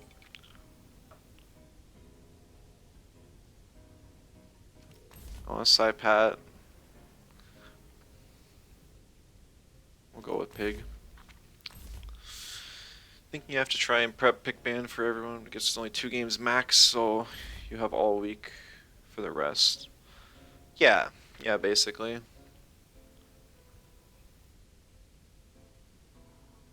The adamant on doing the Dragon Quest Monsters stream. Well, I mean, I'm just letting you guys know, like, when you see that I'm streaming tomorrow, that's what I'm gonna be playing. It's just, I want to. If you guys don't want to watch it, that's fine. But if you come to the stream expecting Temtem, don't.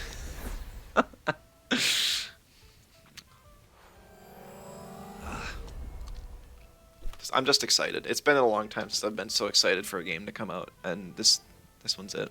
It's already tomorrow. Ah.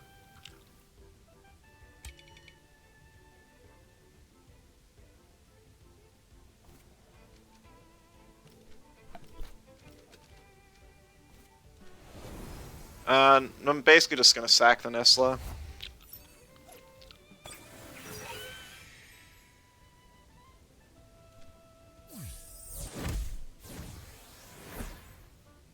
Oh, look, Lion. Lion's watching. Hello, Lion. Welcome.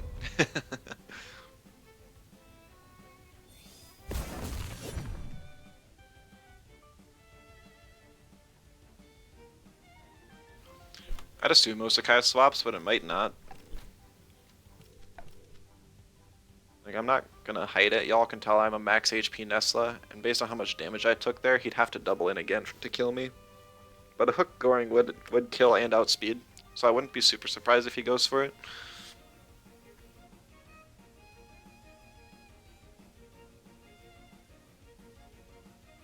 Hira, hello, welcome. Had my stream in the background for a while and decided time to interact. Well, I'm glad you're able to stop by.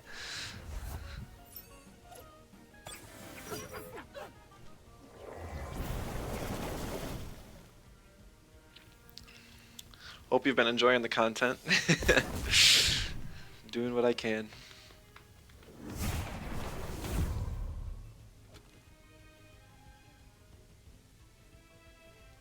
You are? Good. Glad to hear.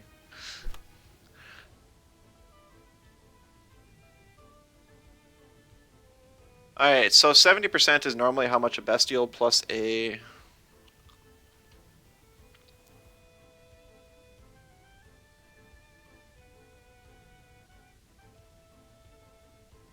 plus a boomerang does to Mushuk.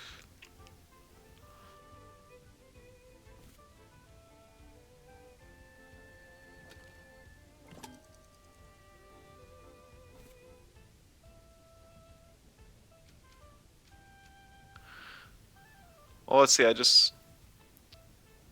clicked base jump and it did 30%.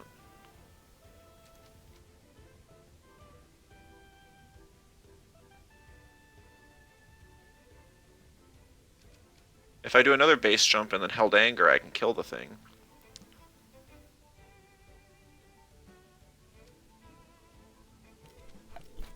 I don't know.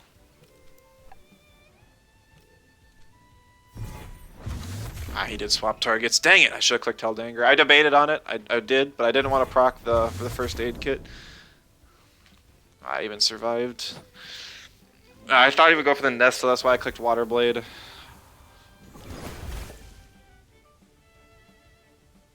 And I still wanted to kill the thing. I should just click base jump, save the prio.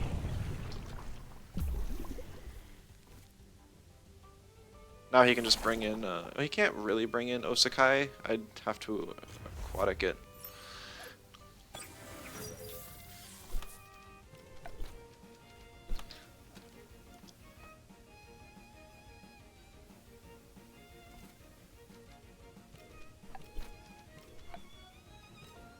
Please kill both here.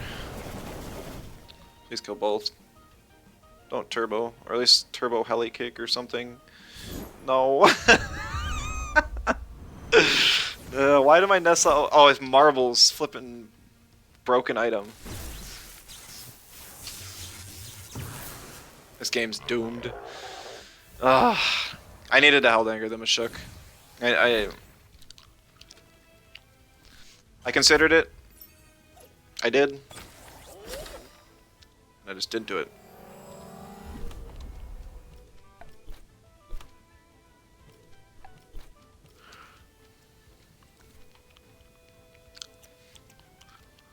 I can't outspeed the Gazuma anymore either. Because if I held angered the Mashuk, I would have had Prio available on move flank this turn. Or last turn to Goringing. And move flank would have the opposing move flank would have survived, and I would have been able to aquatic it.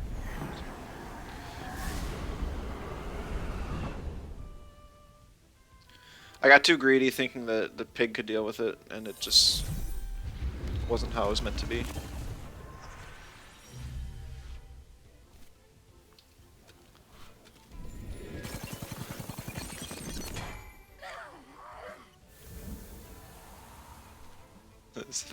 Lion's taking notes.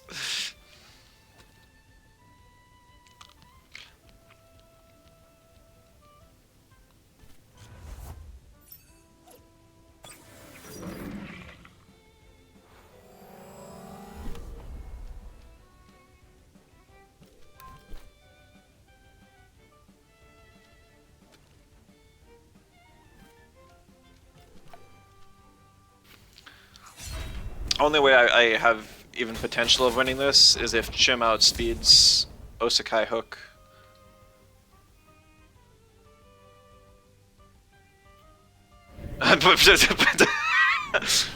Not anymore! I would've, I bet. Yeah.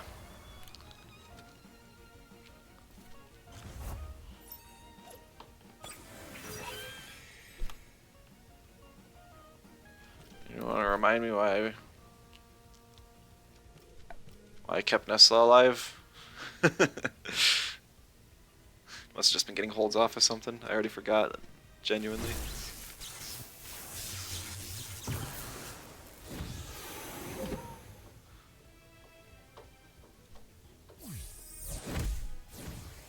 That's a little greedy, but I don't know how I'm going to beat a Garender in the end game, so it shouldn't matter too much.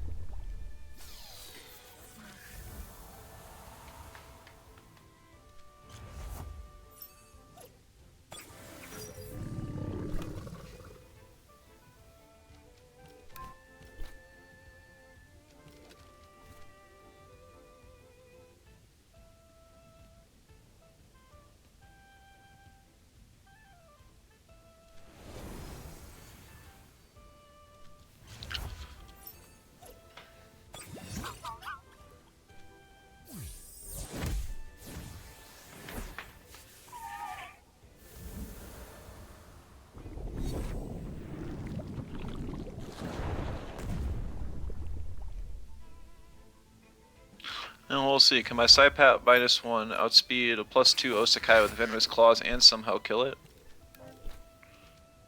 Find out next time on this painful game. +8. He'll probably just hook the pig. Is this kill? No, I let that do health. Ah, I could have still won. I could have still won. Because I would have boozled the Psypat. I would have survived. I would have, and then it was probably a defib or a Nox bomb into the Psypat. I would have gotten to Nicho plus like Oshi into the Garender, which would have given me a good chance. Heck, I could have even used Ice Shuriken to freeze the Garender. I just needed to kill the Osakai there. Oh, that's painful. GG. What does Osakai use usually besides Hook DV? Inner Spirit. Sometimes they'll have Rockfall just in case you're facing an Intimidator Tyrannac, or you really just need a tiny bit of spread damage or burn or something.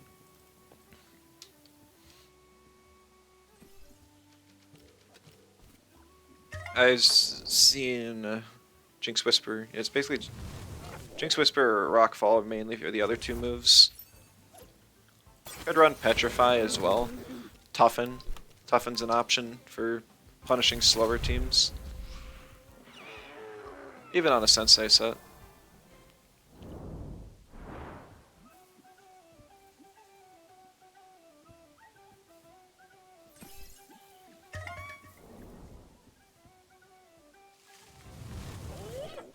I haven't seen anyone cook it, but you could try footwork. Have a way to raise your own speed. Now you don't have slingshot.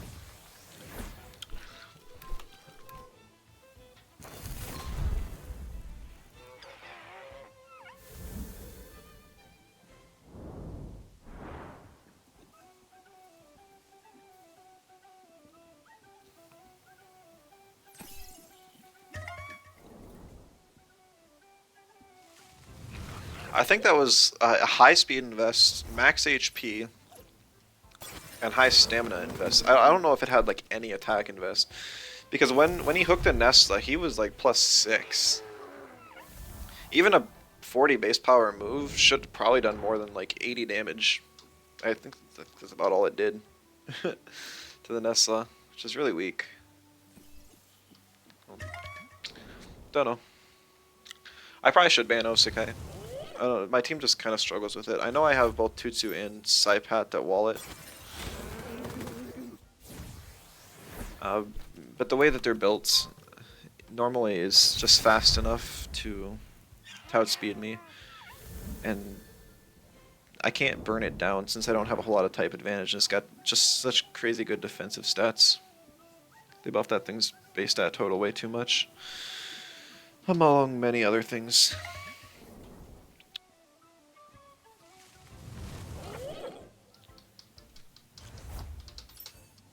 +6 isn't really surprising for an Osakai. It is just surprising how little damage it did, more than anything.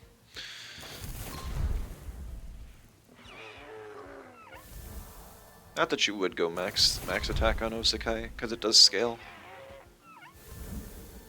I feel like you'd want at least like 200 or 300 though.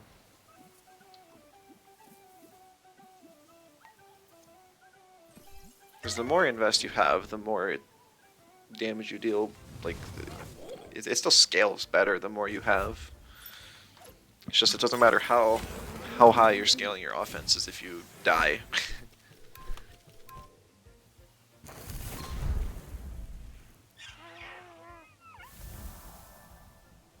Ask a question about Worlds? Sure, what you got? Don't know if I can answer, but we'll see.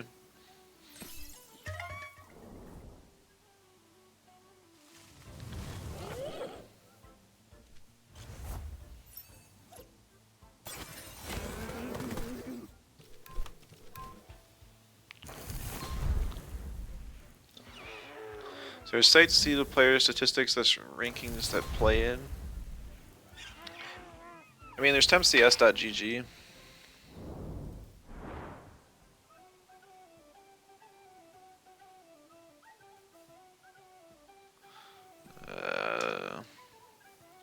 I think there's an extra slash there. I accidentally typed.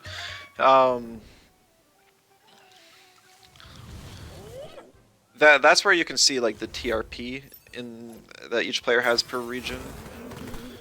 But and then from there you can look at previous tournaments, check out rankings. Some of them will redirect you to a Battlefy or give you a Battlefy link, and you can click those and see what places people ranked. The play-ins was kind of interesting. Or the LCQ and play-ins were both interesting.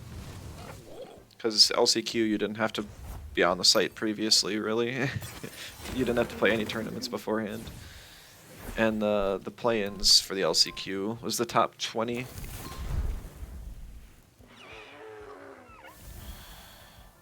Got a link to Laurier's doc you post. Yeah, for sure, for sure. It might auto-block you, but I'll let it through. Still haven't changed any of the mod settings on here. I don't think it will though. Yeah, we're good. And then that spreadsheet is Loreweaver's data set. He collects all the teams from every tournament. I think there's a page that shows who made it in to Worlds from each region and their TRP. And then also there's like ladder rankings and stuff too.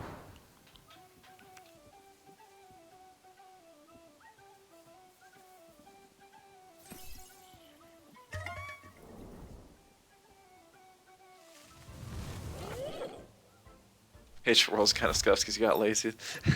That's fair. We all appreciate the work you do, Lore.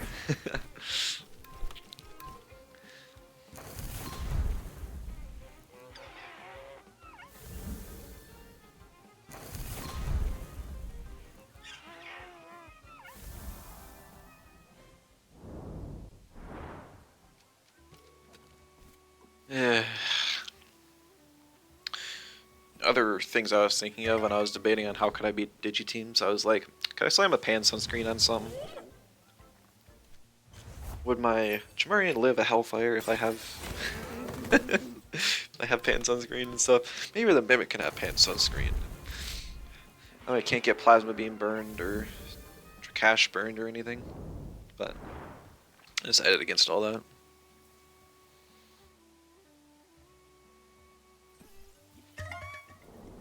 Just figured Psypat's got it.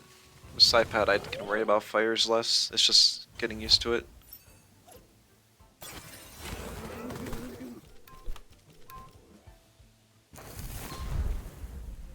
Statistics even for Tem's use, yeah, it's all really nice. Just be careful if you go back to older tournaments. Like we've had balance patches and such, so some of the stuff might be outdated. The only tournament that's actually on this exact patch is the Last Chance qualifier in play-ins. I don't know if that's under the same tab or not. Probably is.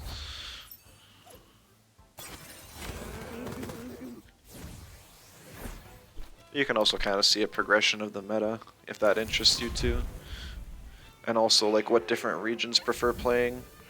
I know there was a time where most of the entire EU region was on Digis, and there was like 1 or 2 people in the entire Amer region that weren't, so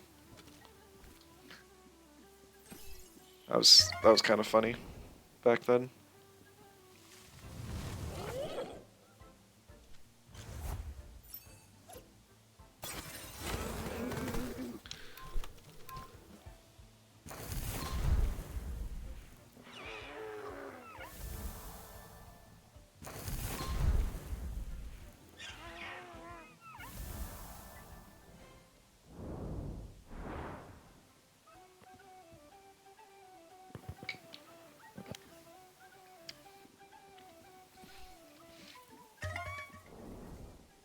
This is when the keys start slowing down.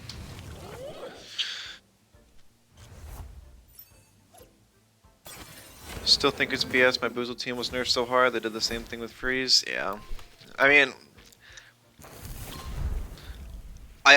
yeah. It's definitely overkill. I wish they would have taken Doom in a different direction. I really despise the purgation to restore for Doom removal. And just, whoa, we'll just make Doom like impossible to clear, but we'll have it impossible to apply as well, yeah. It really is the same thing as Freeze, because Freeze is the same way. You can hardly get rid of Freeze or prevent it in any way.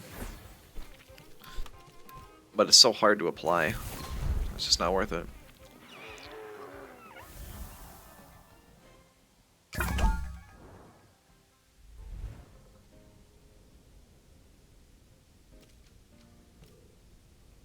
Azarov. I don't know if you're watching, but good luck, have fun if you are. Ooh, insta-ban on the Chamurian. That's very interesting.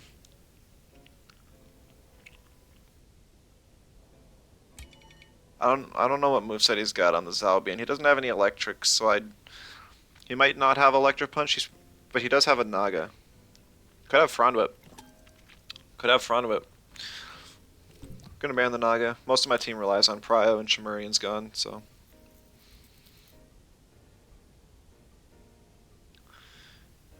If I don't have to deal with it, all the better.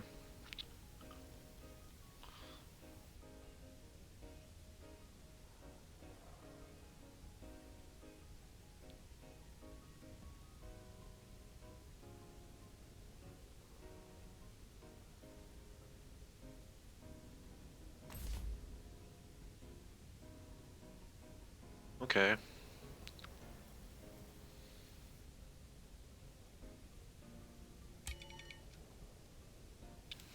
I pretty much just go flank 2 Vine here.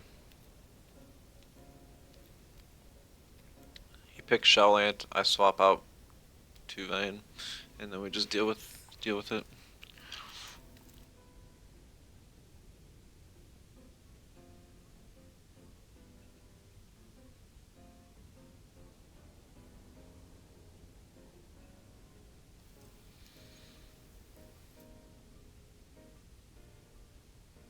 Actually, since I picked move flank first, I can pick Mimit to swap in.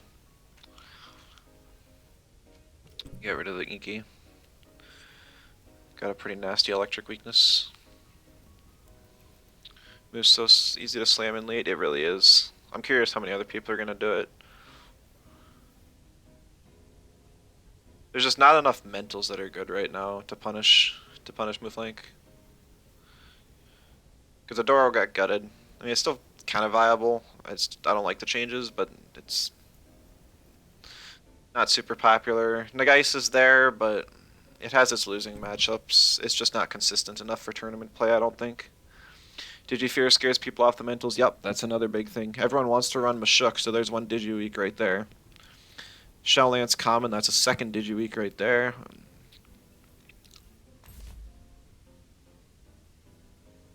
Worried there's going to be some neutral spam. I'd be surprised to see more than 3 neutrals, but even 3 is plenty. I think Feynman was on a few, because he's got his double Quetzal or triple fire team.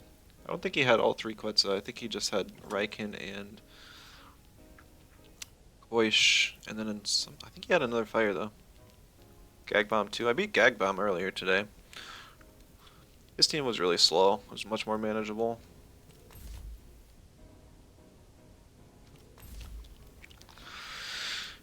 Okay. Probably gonna grab Nissa in the last slot. It's putting in more work than I ever imagined it would.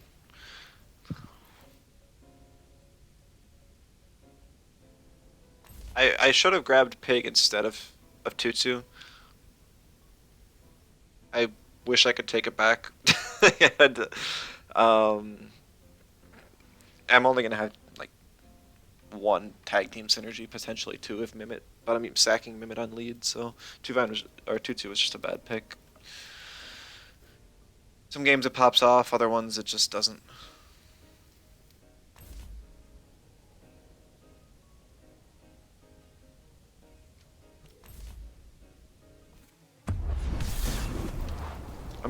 I should practice using up my timer more. I make so many decisions quickly and then regret them afterwards. My timer doesn't even run that low. It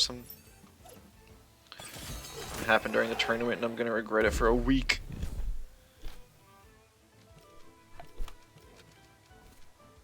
But this decision I already determined ahead of time. Duvine will be valuable against Plotimus and Ragnet. But I need to knock down Shawlant first.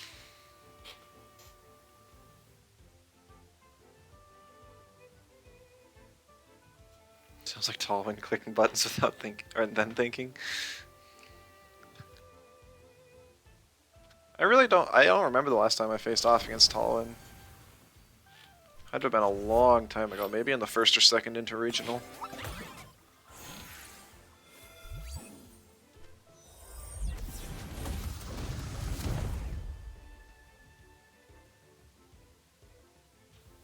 That didn't do that much damage. It's gonna be a bulky, fast Shawlant.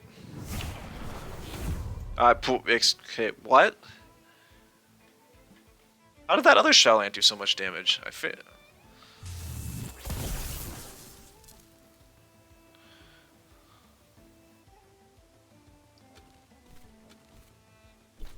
Alright. Goring Bestial, let's go.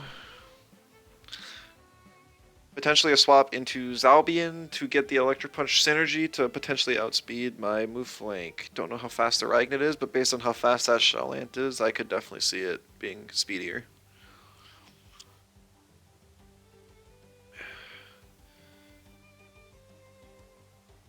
Yeah, I don't normally get to play the Australians on ladder. Sometimes I'll have a late night though, and on a weekend or something. But who's gonna...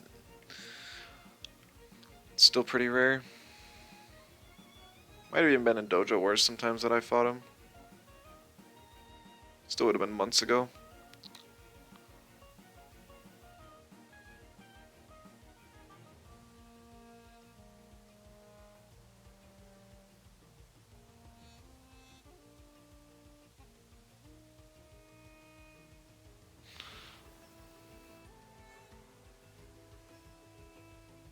He's thinking hard about this one, doing calcs, math brain activate.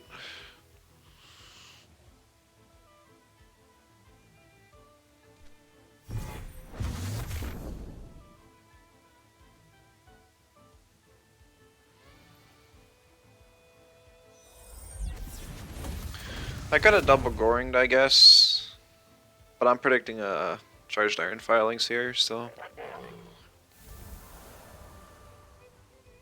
P-jab. And he was faster anyways, so he messed up there.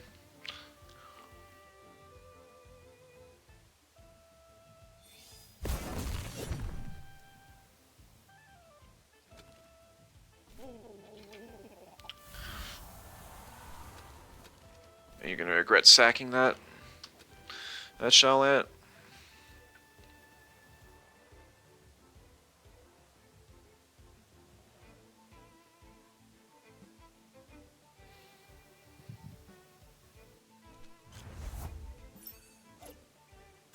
He does bring in the Zalbian.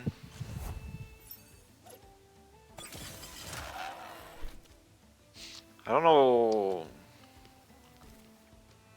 I can relatively free just CPG for the TKS here.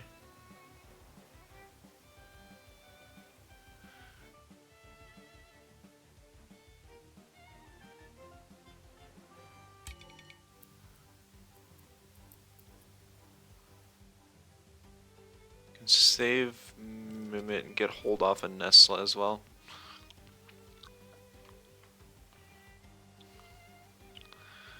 Worst thing he could do to me here is to waste water the Mimit,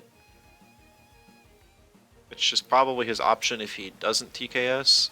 But since he probably has Electric Punch, so I was thinking he did. I don't know though. Somebody's spamming emotes on the other side of the of the stands. I guess it's like Senpai or something.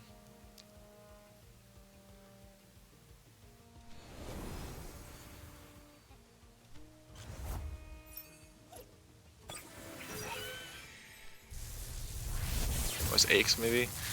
Hello, welcome.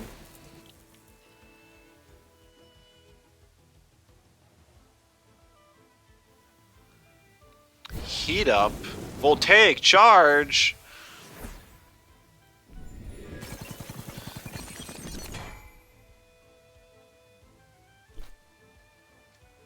That was a turn. That was a turn.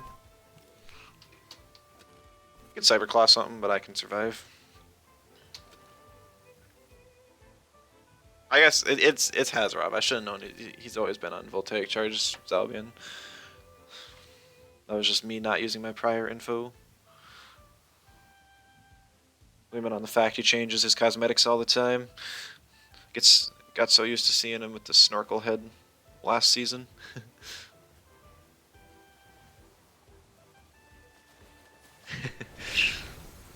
Zalbian swaps. Roller comes in though, not the Plotamus to eat the water hit. A little surprising. Does look super cool. A pretty cool outfit, yeah. The blue and like reddish Luma color look really nice together. I don't think it's quite pink, but it could be.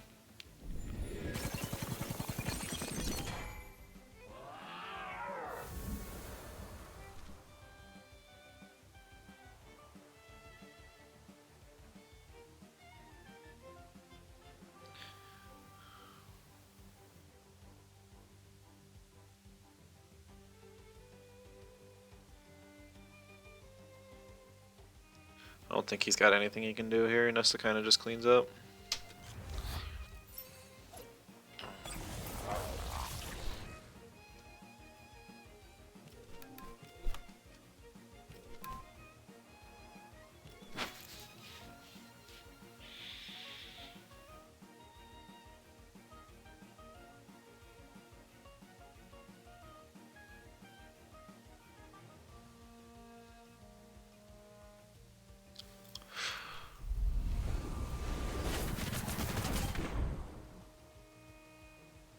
Coat Plotamus. They did Electric Storm to cover though, so. Water Blade will kill Roller at this health.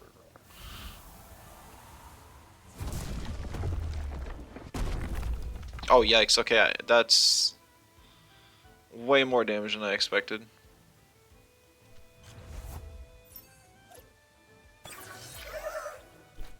I die to the Saber Claw now.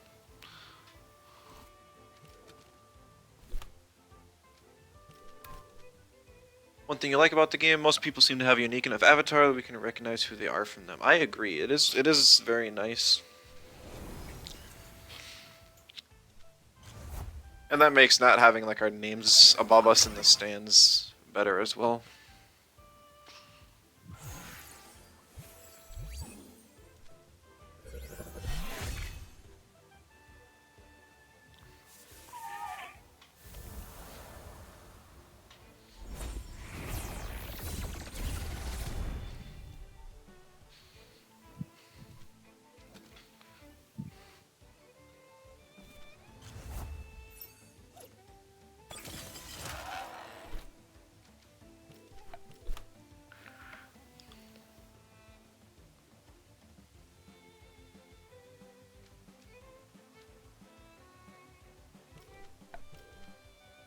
I just need to kill this out. I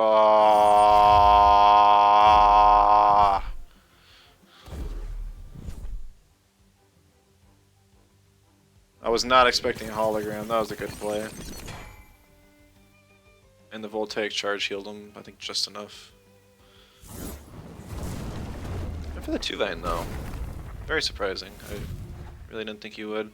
Not sure if he has enough stamina to end out this game, though. Just throw a rock fall. He has to double into Mimit. I don't think a turbo attack kills, but if it does, he probably just wins. Oh, yikes, it definitely does.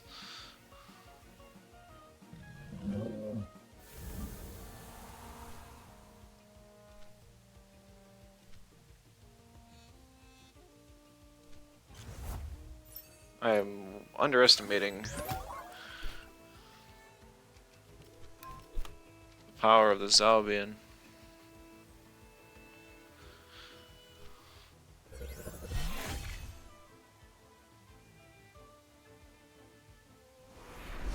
And I didn't double in because I forgot that he heals like his entire health bar. But it doesn't matter because I die anyways. Good game, he got me. Yeah. I needed to remember that that was a voltaic charge, which is Albion from the start.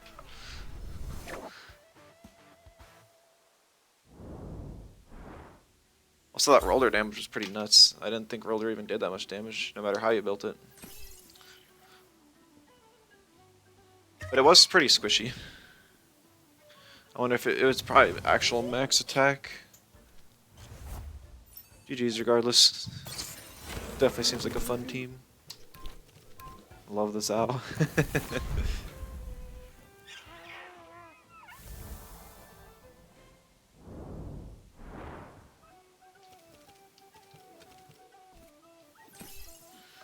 Yeah, GG Hazarov. That was a fun match. We'll take charge value.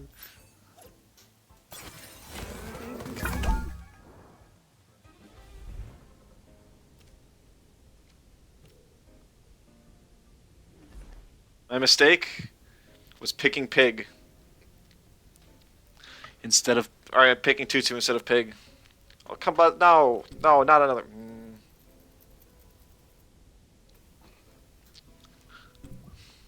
No. Not this stupid team. Like, I mean, this is a fun team too, and Combusta plays it really well, but it's not good practice. Got a Galios, which forces my ban.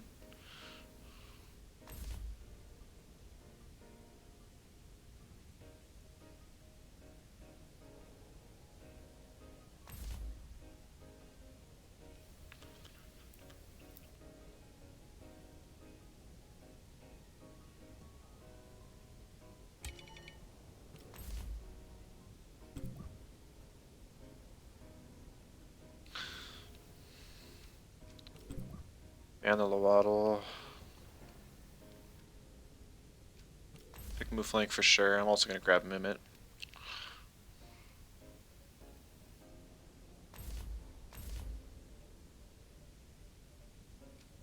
Big pig just so it doesn't have the Digi weakness.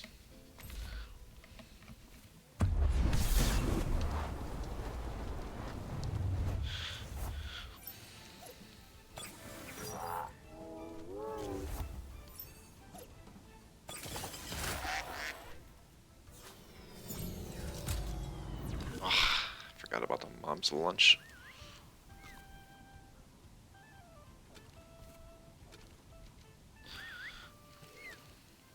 Alright. I'm going into Valyar to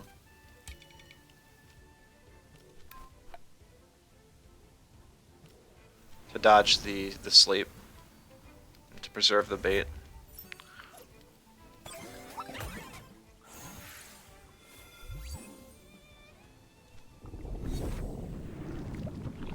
He's got Adrenaline Shot, Jinx Whisper on this Valyar.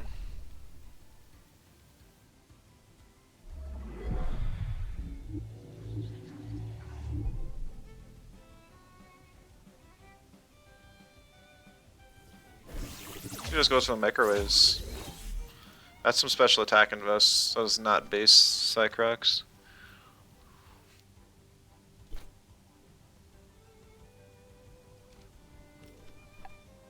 Throw a Hypnosis on the Cycrox, and we'll get another Nox Bomb on the Valyar. He could TKS. I don't think he... Or he's got Psywave. Psywave doesn't kill. Oh, I boozled the Cycrox. That was a good play.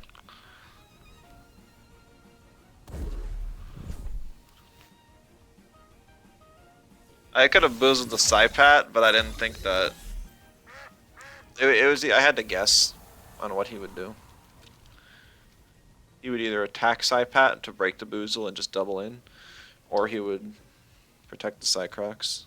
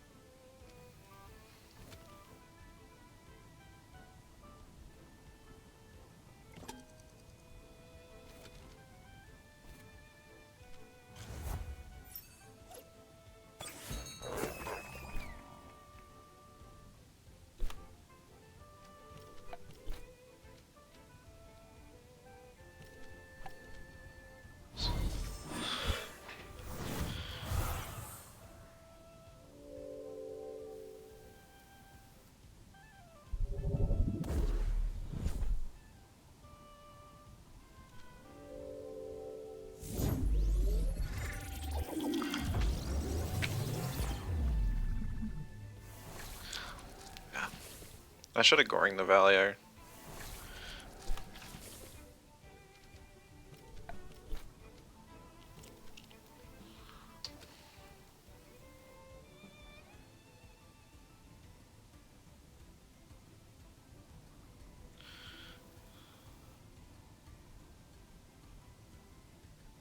He's got like an 800 bulk Gazuma too, so I gotta watch out for that.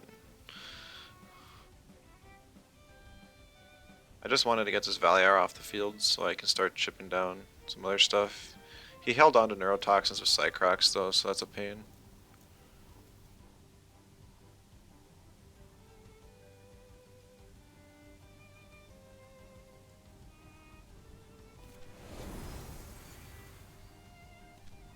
Mar, hello, welcome.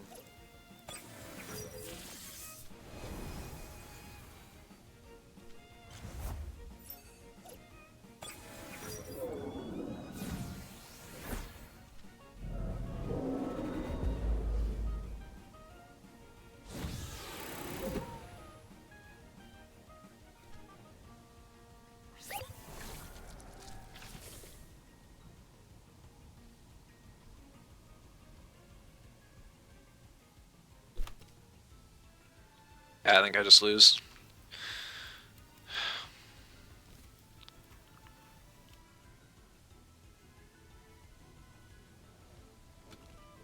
I needed to double into the Valier. The turn it slept me. I don't know why I thought I'd outspeed, or that it wouldn't sleep me.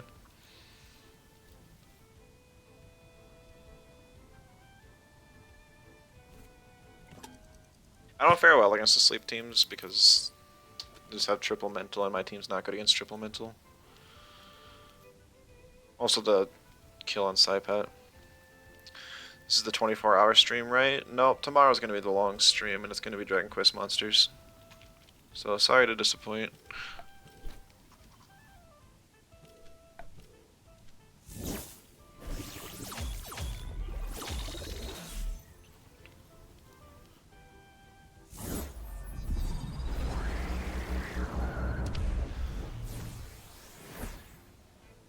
And by long stream, it's not gonna be 24, it might be like 6 or 7 hours. I might split it up into multiple, just stream twice.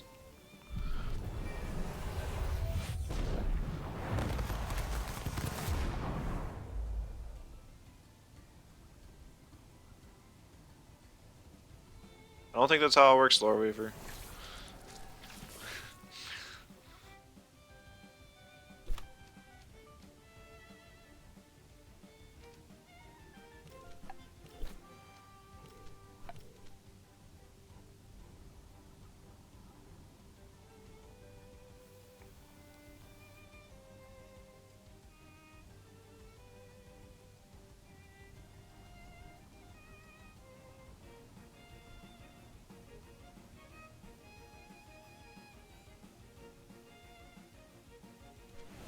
Told everyone global chat that you're streaming giveaway. Who said I even have 500,000 Pansuns to give away?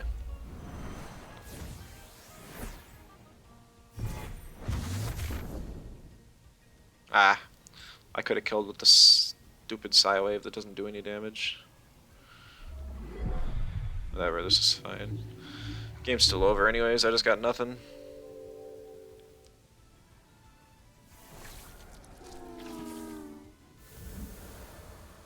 That Valier Cycrocs combo just screws me up. I should have just let double 2-Vine and just killed the Cycrocs. But he has double electric in the back to threaten preventing that. So it's just tough.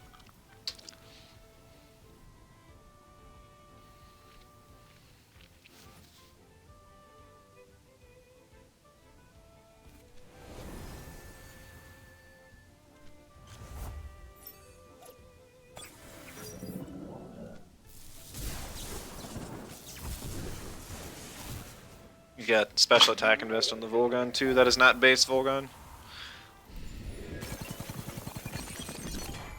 Very unusual for a stall team.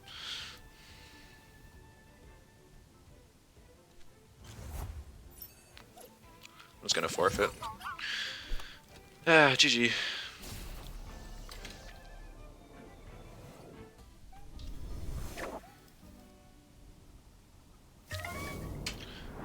Getting predictions wrong against Doom teams is super punishing.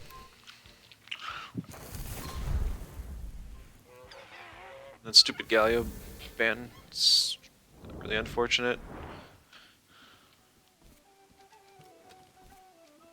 I wish they just banned the thing on ladder until they get it fixed.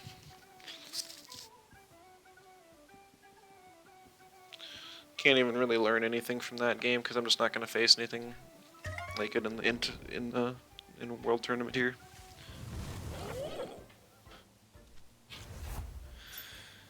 It's hard to prep for his matchup too because he's one of the few who run it. Normally I could just lead double 2 Vine and be fine, but the Jinx Whisper Bomb's Lunch combo really hurts. It would probably be a lot better if I ban the Valiar in that situation, but I don't do it because I ban Gallios because playing against this is just bad practice.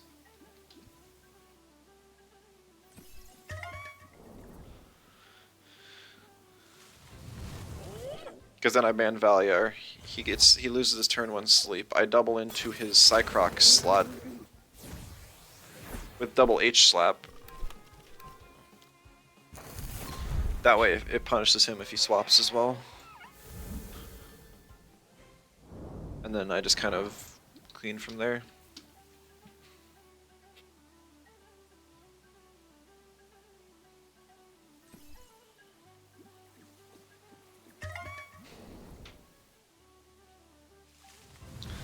If they get Gallios fixed. True.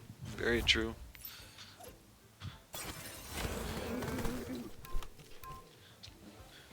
Definitely curious to see where the game goes after Worlds. I know we were going to lose a whole bunch of players, which is kind of sad, but we'll see if there's going to be anything even close to TemCS next year. Maybe like a shorter version. Something that only lasts a couple months for just like a $1,000 grand prize or something. Maybe 3,000. It's kind of like MSI.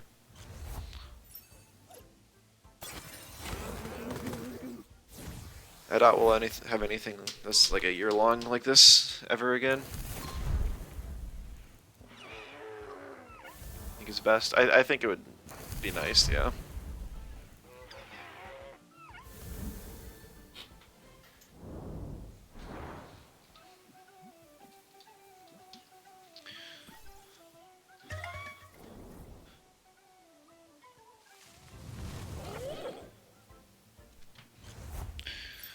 I think that, like, at the very least, ladder's probably gonna die out quite a bit after Worlds. Oh, why is my button there?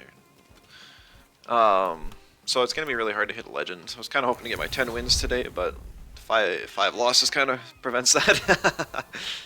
Not that I was trying super hard for that, but this would have been a nice little bonus.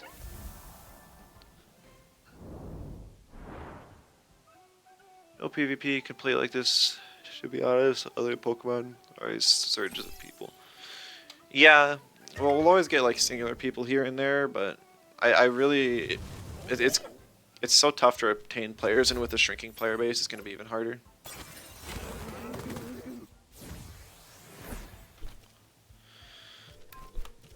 Lots of people in Worlds rarely queue ladder. Why do I think the ladder populations will drop after Worlds? Right now, there's a lot of most of the people who are even on ladder right now are playing just because of Worlds, and we're just gonna lose so many PvP players after Worlds. At the very least, we're gonna see a lot of people that want to take a break from Temtem. This has been a lot of Temtem pretty close together because we had the interregional qualifier, the LCQ, and now Worlds. So a lot of people haven't had much of a break. So I could see lots of people being like, all right, well, I'll at least wait till like the last week or two of the season to push up to Legend, and then we'll see what next season looks like. Are people playing ladder for the daily win? Yeah, so that's common, but the only thing that really does is give you cosmetics. If the population goes down as much as if everyone who says they're going to quit actually quits, we're going to end up with like, at the very least, 2/3 of the ladder population we have now, maybe even like half, or just PvP population in general. So, when you have a game that loses that many players, how much does cosmetics matter? This is a very interesting team. Is a mental Chromion. I had to ban the Auhi though. Its typing is pretty brutal against me.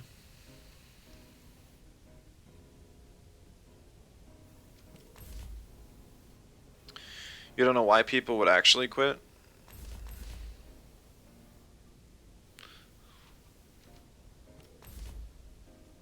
Hey.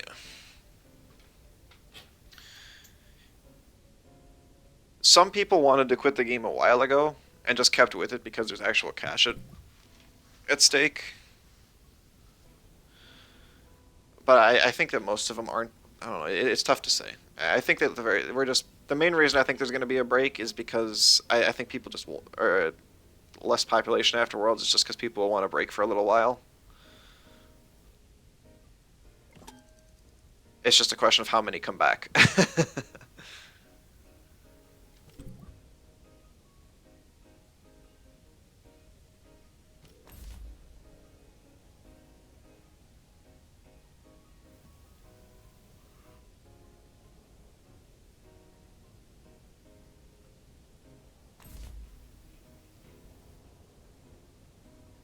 I think a lot of people saying it are likely to come back or just stay all together, at least for a bit. I kind of hope that's the case, but it's hard to say.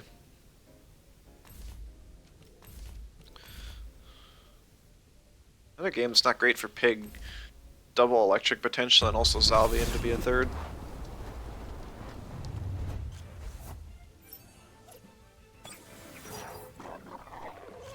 You have the Pokemon with no RNG itch. But if there's no grander purpose, it's just kind of... It's less meaningful, I suppose. We'll see how community tournaments do. That'll be some indication.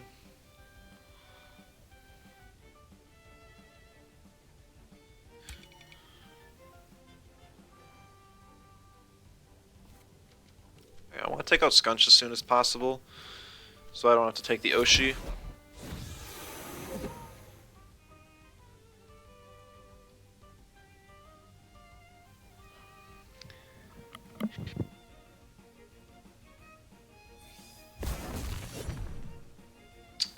The damage kind of sucks.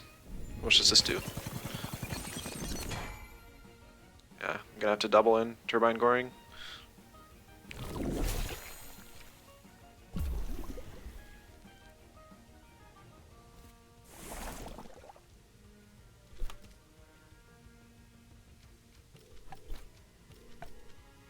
Hopefully there should be more soon. People are reluctant with MCS happening so often.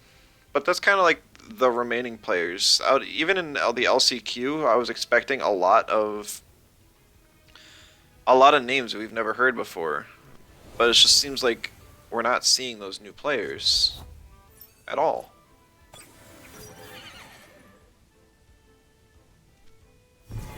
You might be a bad example because you're not a PvP player. Only reason you came back is because you got convinced to come back. Copium's past PvE update, which honestly wasn't all that good. With the classic chroma bugs in the game, you'll probably end up quitting again the next month or so.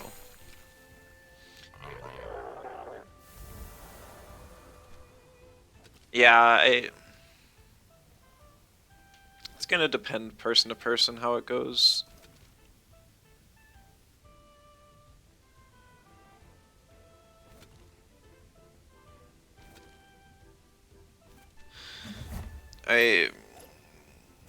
We will lose some amount of players. That's just that's just kind of what we know. It's just how many is the question.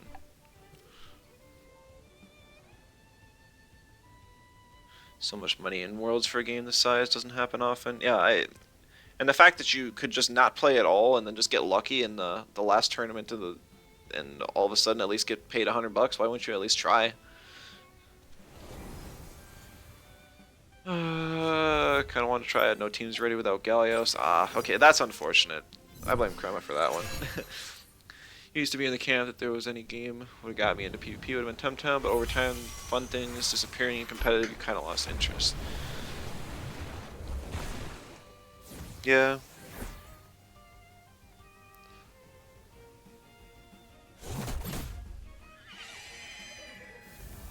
Yeah, some of the PvP decisions have been questionable, but I have hope that they'll be better in the future.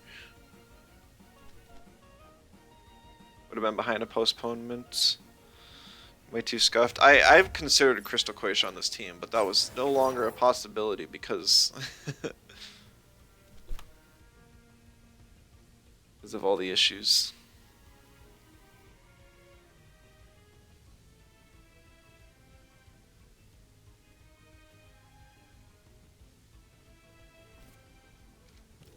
I can't sleep the Skyvolt.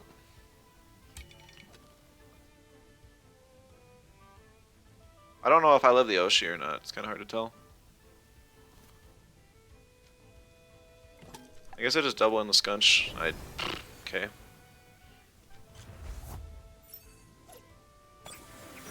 Ran Crystal Quash at one point, hoping for Crystal Water to work. Did it, like, after it got Sharp Stabs? I'm assuming it didn't feel good because you're not running it anymore, but on paper it's be like, yeah, maybe. Oh shoot, a good friend exists. Why did I forget? Electric Storm.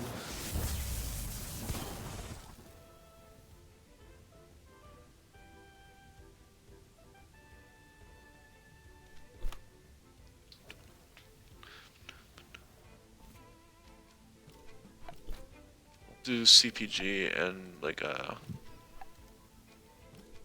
other guy. I actually want. Okay, he's got Cyber Claw. That's fine. His Prio's gone. Oh, it's another Voltaic Charge Albion.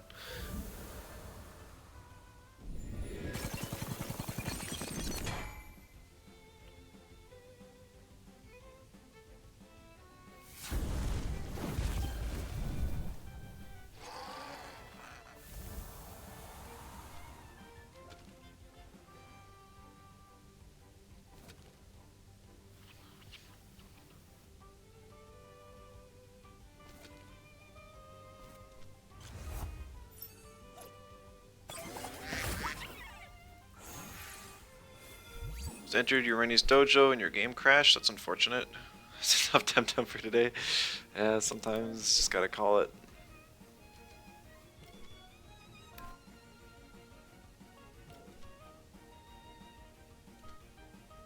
I said no. What?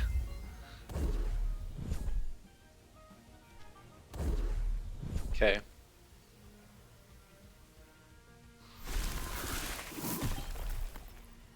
I should have just killed the Scaravolt.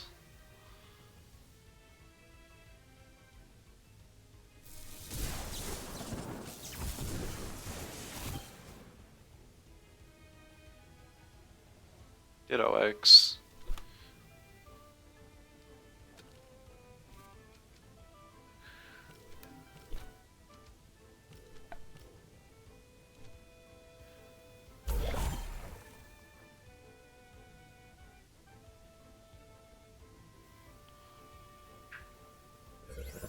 Seriously, it's like a max speed Zalbian with Voltaic Charge.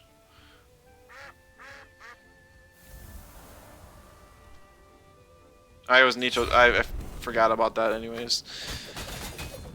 It didn't matter because it was so fast. I couldn't have used anything else. I would have had. I guess Nicho probably would have done slightly more damage.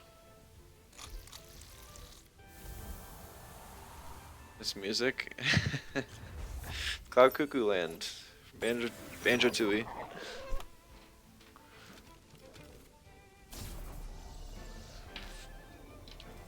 If I've learned anything today from my matches, it's that Voltaic Charge Zalbian wrecks my team. Let's hope Geno swapped it off of his.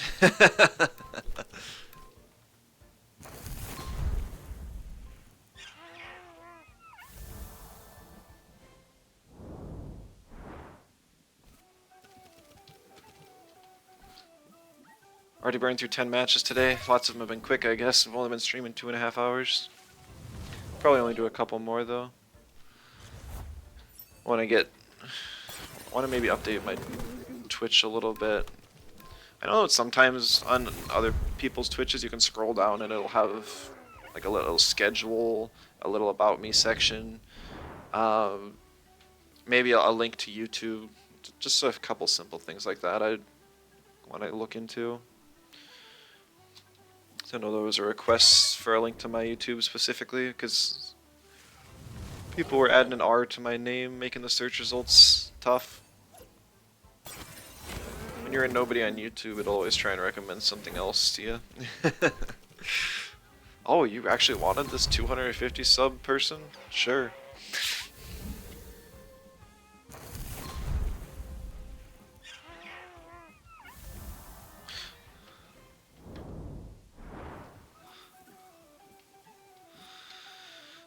And then I don't have a whole lot of scenes. Probably get a real simple one for DQM tomorrow. Just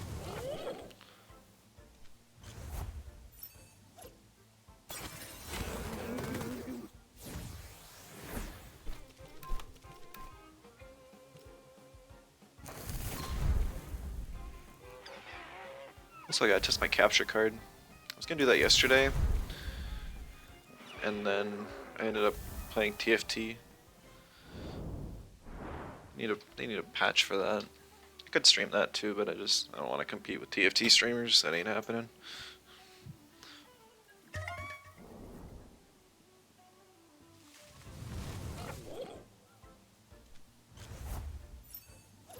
Worth giving it a chance. The hardest part has always been the onboarding. Yeah, that's definitely tough. There's so many combinations in this game, and you can learn a lot of things on a base level. You can kind of click green circles and stuff. And even just do simple combos with synergy. But you get into the more specific stuff, like my friendship combos. I guess even that's not even difficult.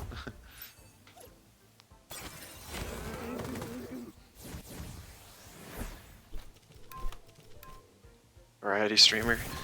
Last time I actually tried to stream Variety, like nobody seemed to watch it, which is fair. It's completely fair. It's just I'm playing the game anyways. I might as well stream it.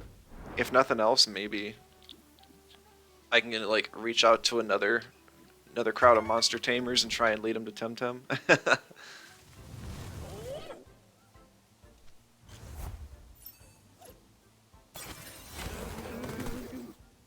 Got a clickbait.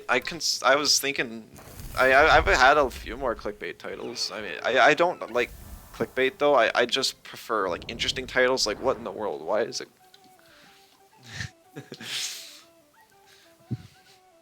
Saw Wolfie streaming TFT. Oh, I saw that too. I almost clicked on it. I'm like, what? What? That was pretty funny. Slamming your desk right now? It's that bad, huh? I mean, I don't have to stream. I could just not stream. What did I stream as Variety? I tried Moonstone Island. It was it looked interesting and it wasn't. So it was not interesting. I refunded that game. It might be for some people, but it was not for me. Slam in a good way, streamer react slam. I know, it was a joke, yeah.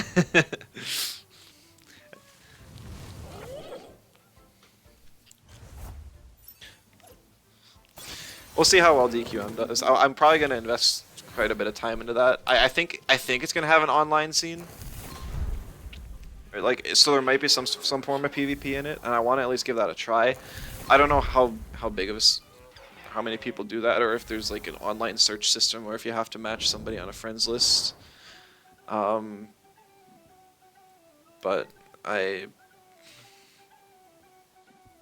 we'll see. It might be fun to have like some alternative monster catcher, monster battler, competitive content. I mean, that's the main thing I enjoy. If a good 3D platformer comes out, I'll give that a try too, but when was the last time one of those came out? 3D platformer collectathon. Deep Rock Galactic kind of guy, buy it. I can't buy it if I already have it. I gave it a try. It was too repetitive for me. It's a fun game to play with friends, and I've heard it's got a really nice online community, but it's not a type of game that I can just sit there and play. It's way too repetitive if you're not just screwing around with friends. It's not something. It's not a game I can take seriously enough. Temtem Nuzlocke's fun. I haven't tried it. I feel like Temtem Nuzlockes are a bit slow, but it's just the same as a Pokemon Nuzlocke. It takes a little while. You get attached to your Tems, and you just it's challenging. You just so if you're looking for a bit more challenge in the main game, you can definitely give it a try.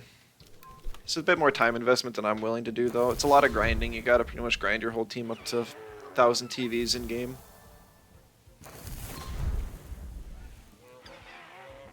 Honestly, with how Chrome been treating PvE, you'll just get more into VR. NFS and might even try Cyberpunk DLC instead. PvE's been getting kind of shafted. Yeah. 1.6 is PvP focused. I think that's kind of a joke. Last time they gave us a PvP centered update, it didn't do a whole lot.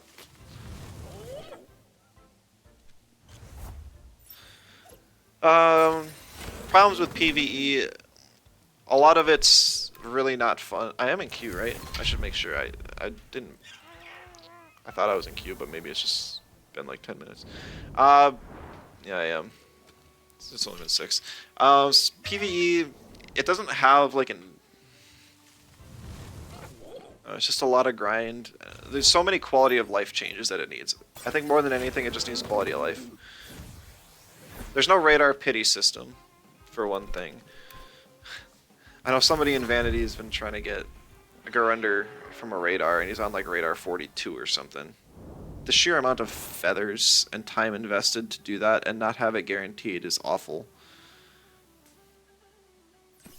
The whole endgame island and every single activity is just so lame. Like, each one had potential to be interesting, and it's just not. There's no easy way to get feathers. They have like artificial difficulty because they'll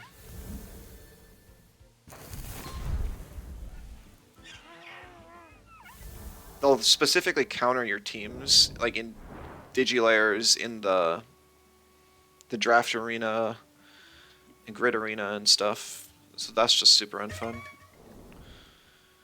These don't have a pity system for Lumas. Yeah, it would kind of screw up the economy, but at the same time, there's Umbras now, and how much the whole economy is already screwed and needs a rehaul. We still are missing out a whole bunch of quality of life for the auction house. You still can't enter a custom bid. You can't search up. You can't like sort by which item. You can't just search by ETCs.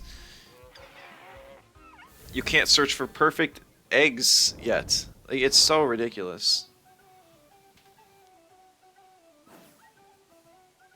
I've been asking for things forever.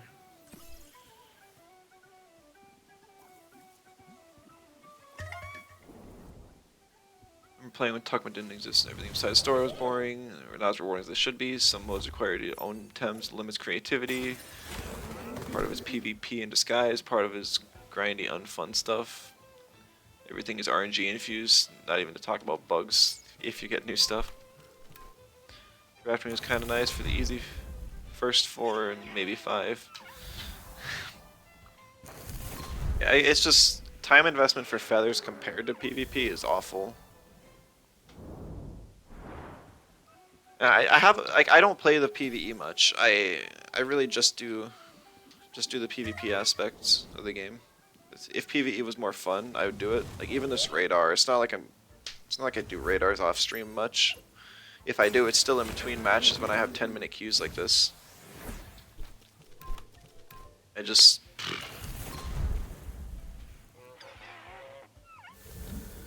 I love the Temtem PvP. Everything else about Temtem kind of sucks. As far as like gameplay wise, I still love like the art, the designs, the music. It's all good, but functionality and it just kind of struggles in a lot of ways.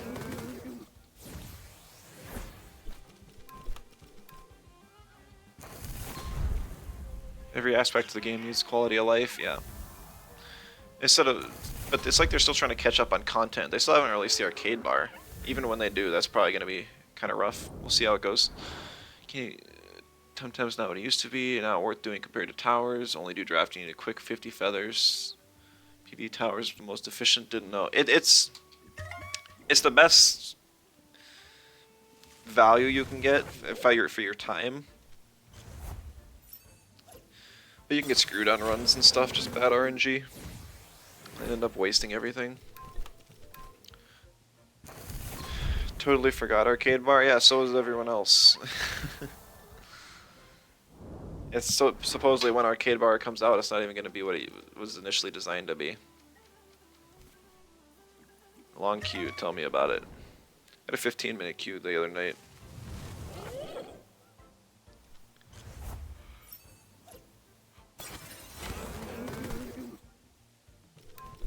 That was just for feathers. Otherwise, Digiware at least used to be great too.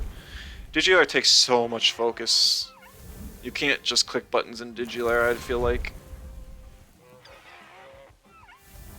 But if you have the brain power to get it done, yeah, it's probably better. Just because of the Lumas.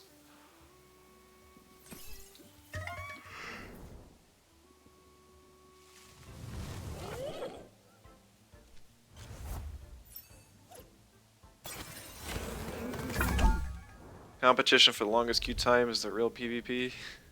It's hard to tell what the real one was. Is because so many, like you always see the bugged queue of 30 minutes from when the server disconnected, more or less.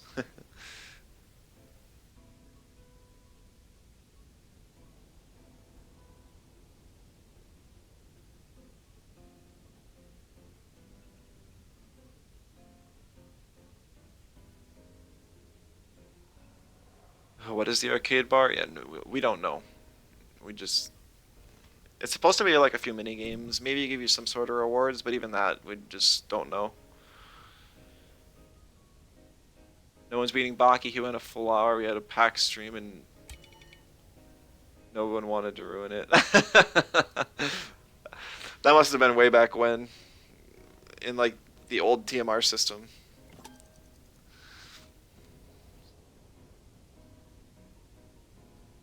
Tutsu got banned. I banned the mentals, so and Tutsu got banned, so it's not like I can go double bird opening. I think opening's good. Only when events mandated. You'll be eternally grateful for anyone who has to run them with you, and the activity gets your 2 Lumu Mishis. Yes, they took so long. Good old days of early Temtem. Sure. Ooh, this looks like a very, very nice pig opening.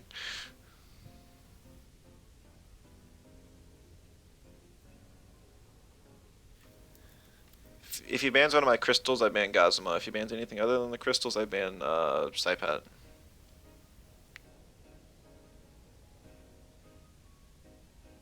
Early Temtem was fun. I played at Arbory release, and honestly, that was fun. At least low elo. Like low elo was so much fun. I had no idea what I was doing. I was playing with like morale boosting whip to get tireless proc on Mashuk far before it was OP. Or I should say before it was the most OP thing in the game, because there was just stronger things at the time. But now it's pretty much the most broken thing remaining. But I mean, anything before Arbory and after the alpha, that was kind of like a gap I took.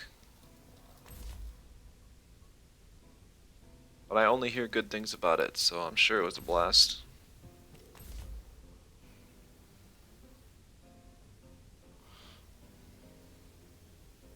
World Meta was fun too. There was still OP stuff back then. Just have a team concept, you throw a roller on it, and then all of a sudden, like 7v7. It's kind of fun because everyone just bans each other's rollers. I was able to even run a horror team at the time. Slow down into horror to kill rollers. We got some spectators. Hello in the stands. 3 times on full odds, 15 red artist, but yeah, all these your Umishi took forever to get. It's really tough. 7% event egg. Miss we didn't have digis, and you could go quad mental side collab. Oh my goodness, that sounds like so much fun. Did Adoro have inner spirit back then too, so it could still cover?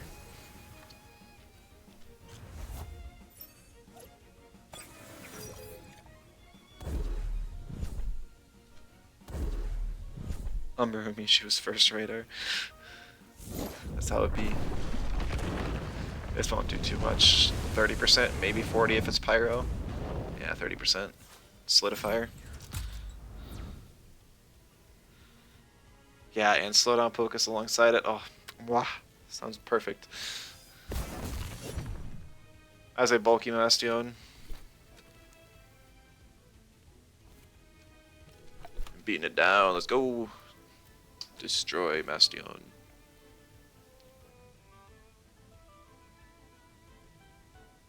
Kind of missed the random radars. Yeah, you can still.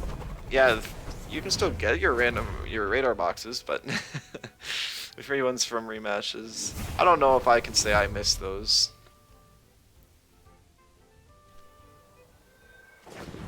Tsunami. No Sharp Rain then? Or no Meteor Swarm?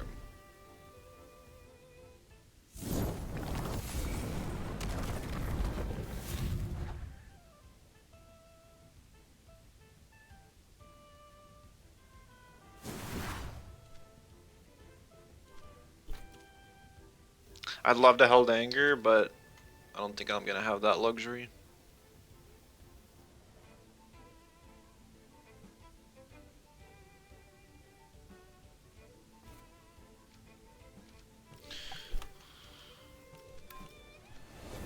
He swaps out the Gario into the side pad. On the turn I click Oshi, that's so unfortunate.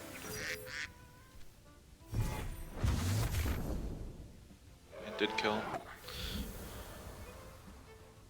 It's a stupid question. How do you unlock Umbras? There's a quest after you complete the story where you go to a new location and then you have to complete a new lair. So it's just a string of quests to unlock them.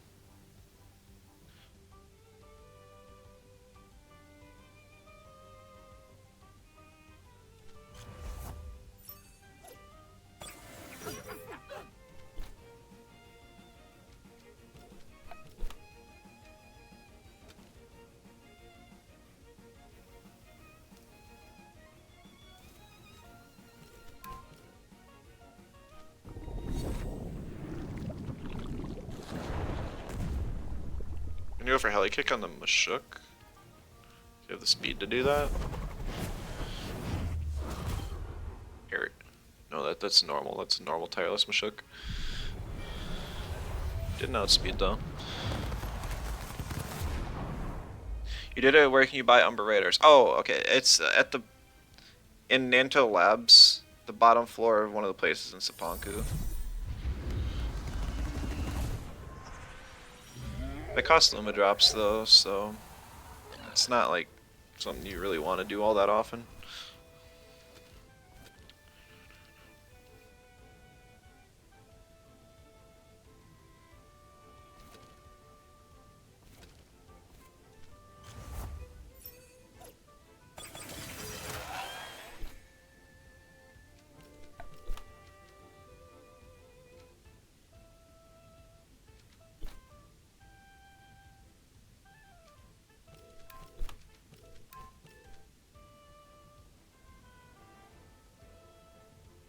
Song's going hard. It's from Gen 5, the Pokemon World Tournament. I think that was a thing in game that you could do. I never really did it.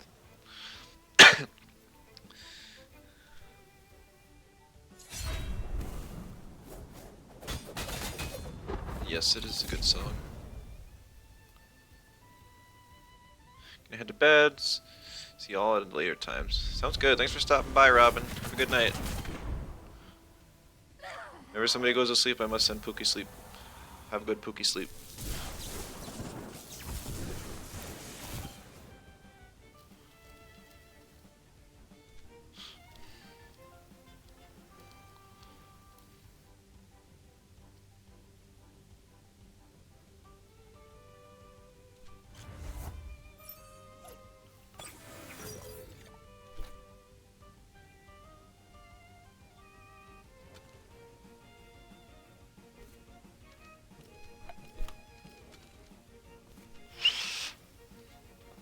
turbine the Saipat, make sure it goes down. And then we swap in Mimit just to make sure we have a second attempt to deal with Tort Knight.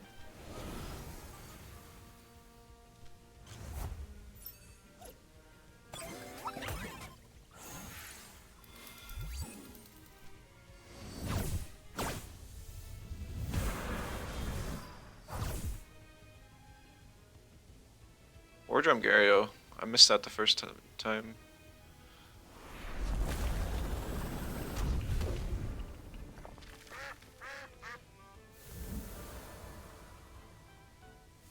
I don't even know if that kills. Yeah, it doesn't kill.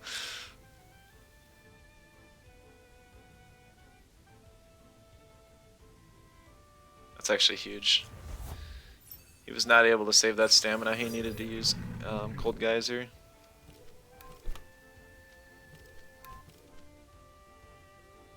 Facing a lot of Gyarios lately. It does have a really nice typing, so that's not surprising.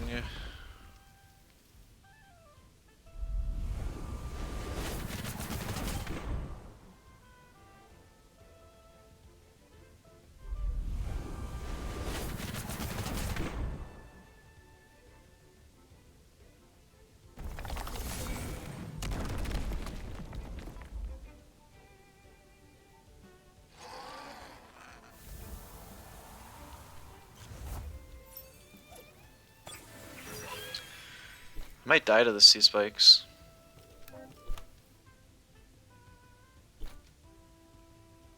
I wasn't watching my health. I think I have to gamble that I won't.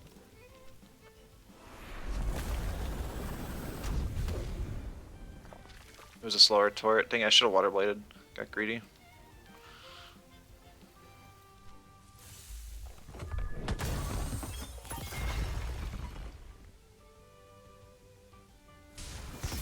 He didn't go for the Mimit anyways, though.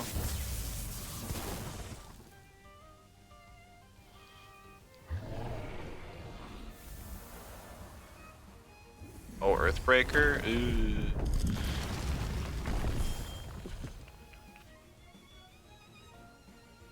I might lose now. That greedy play, that was greedy. Could have very easily just killed the tort. 57, another one will not kill.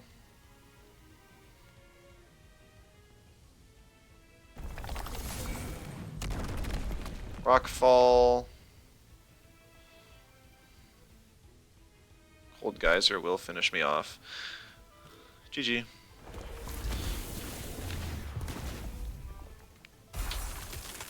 That one was winnable. I threw that endgame. I had assumed he would go for the 2-vine and didn't even consider anything else.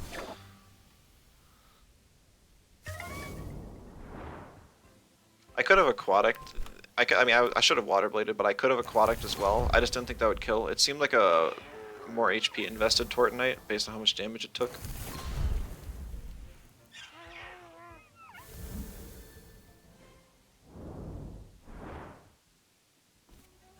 Go from legend down to D2 D2 or D3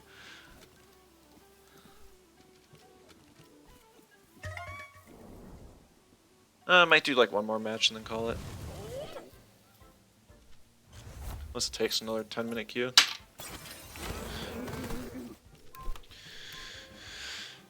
I mean, honestly, like, Saipat's not great.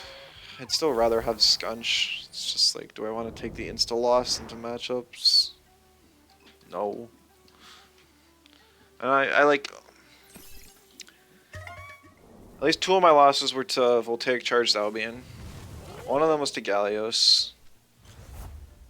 One of them was that one right there. That was easily winnable. I don't feel bad about that loss. I don't feel bad about that loss because it wasn't an issue with the team. It was just with my piling and lack of focus. The other 3 losses, I don't really remember.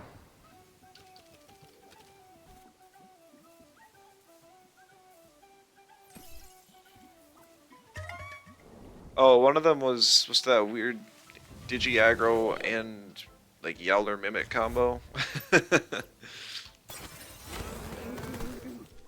Another one was to the Osekai Islet ramp. So I mean, I've still been learning.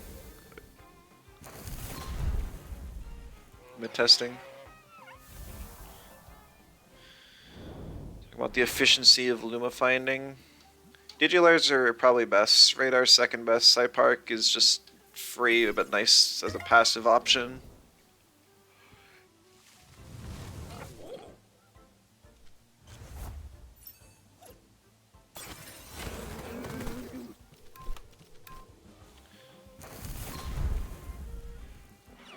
Gonna farm radars then. Yeah, it's slow, but it gets the job done.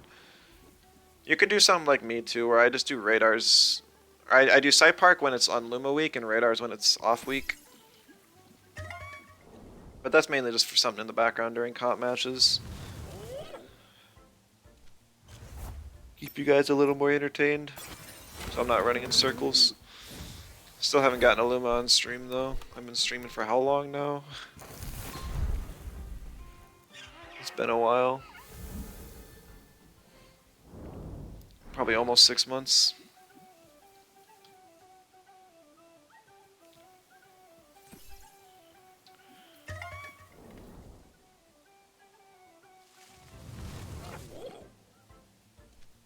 Yeah, probably like 5 months. I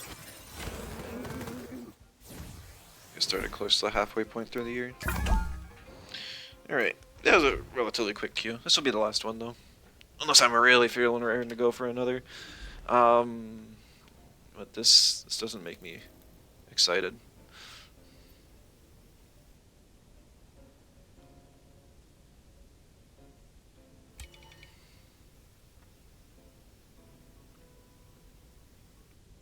Aha.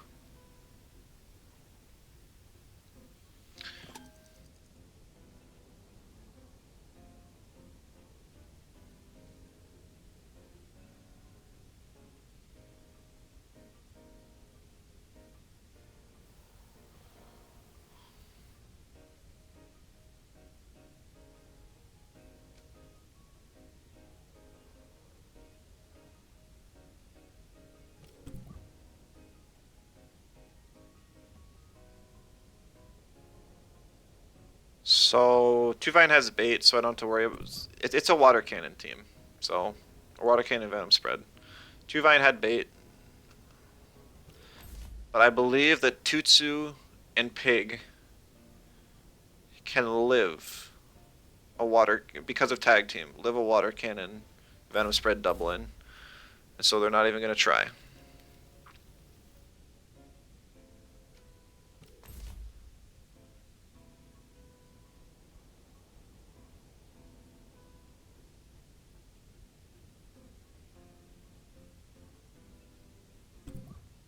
Psypat ban's kind of interesting. No Mimit for double tag team. Double tag team feels bad. I don't know why, it's just every time I've tried it, it feels so bad. I feel like most people who run double tag team have like 700 TVs in bulk and just sacrifice attack and get at the attack from show off, but I don't have show off on this Tutsu.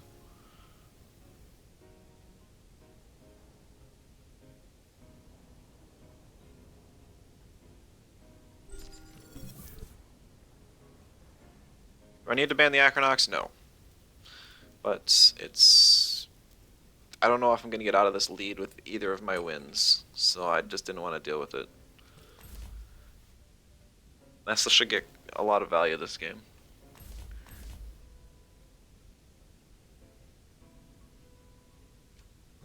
I think we're just going to ditch Mimit this time.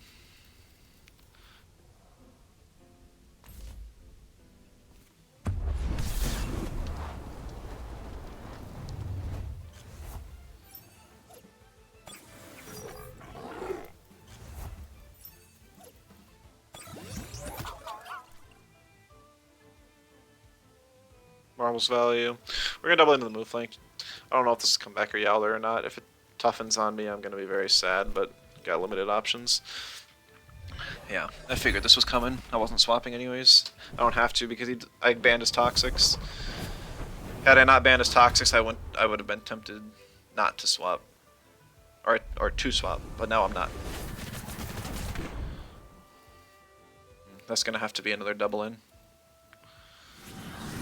Late Torment on Pig. Pain. Okay, so he just base jumps Tutsu and then...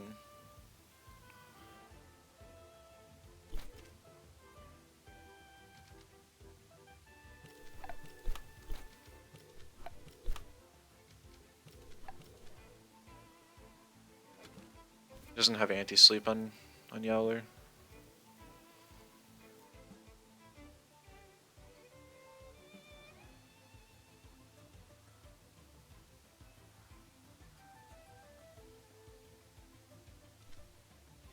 He does go for the Bestial. It's unfortunate.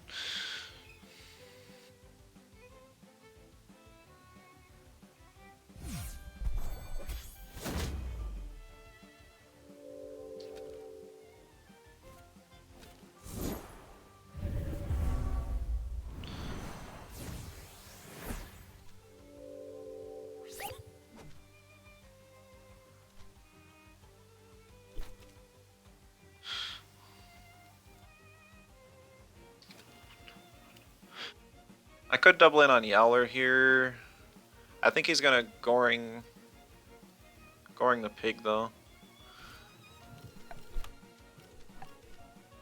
He'll probably just cage again. Maybe he'll even smack the Tutsu. Who knows? Depends on how much speed he's got in his move flank. That'll kind of depend on what he's able to do. He seems pretty bulky. So it's probably just speed creeping mine a bit. So he'll just have to savage something or finish off pig with clinch. Yeah.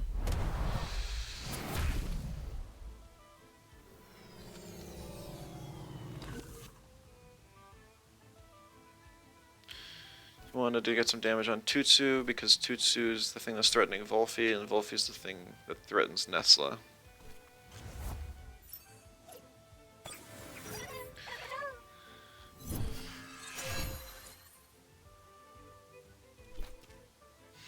Question is, do I swap out the Tutsu and save it for Volfi, or do I just kind of say whatever?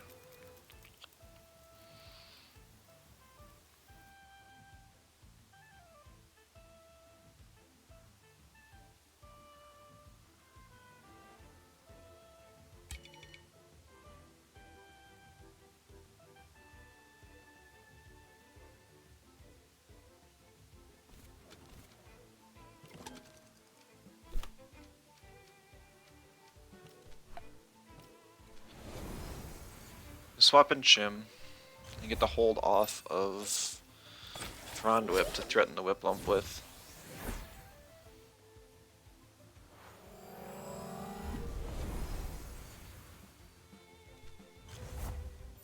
He had a good swap too, though. Nicho alone will not take out my Chimerian, but Tornado plus Nicho will.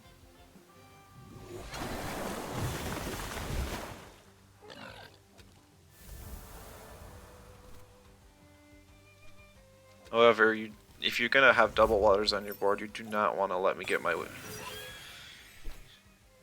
is kind of a weird choice. Frond up the Whip Lump slot, T-strike the Saipat.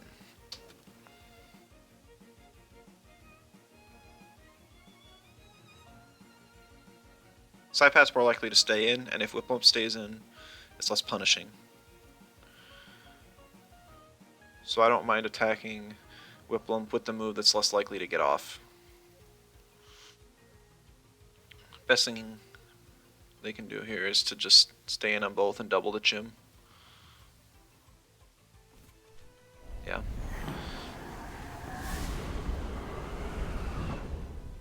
Yeah, Nicho definitely kills here.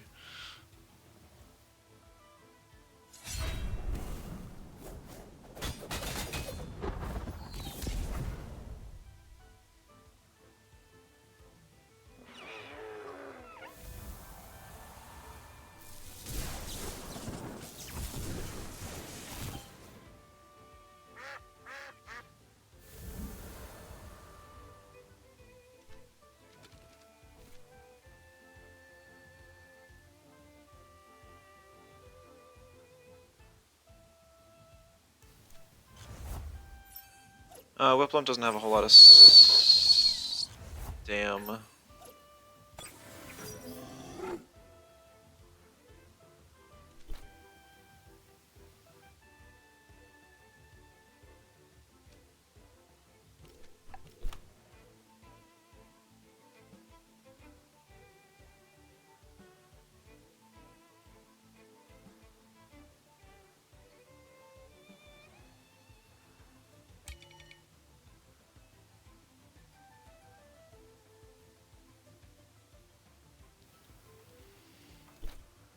I mean, Volfi is like 100% coming into the Whiplum slot. Question is, what do I do about that?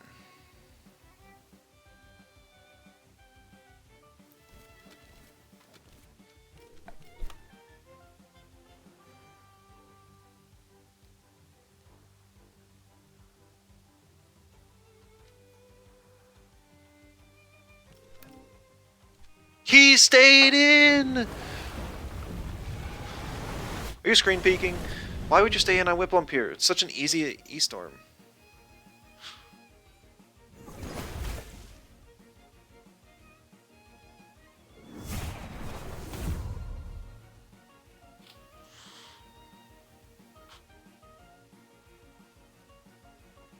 Oshidashi.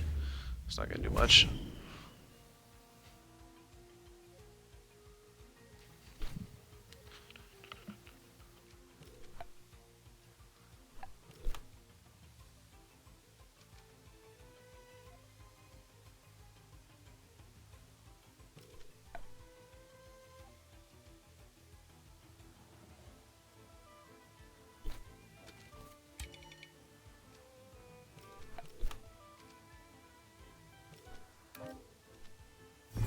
He still stayed in. That's very...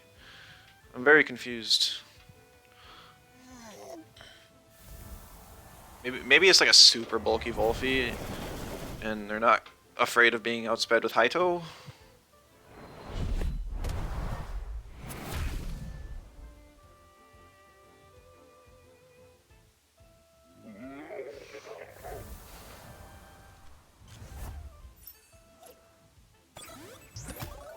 There's lots of fun moves in the game for sure.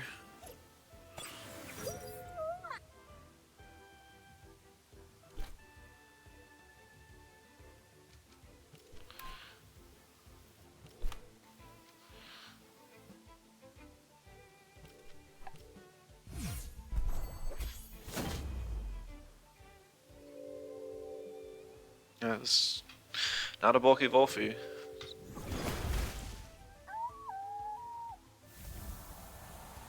Yowler shouldn't have enough stamina to clean this up.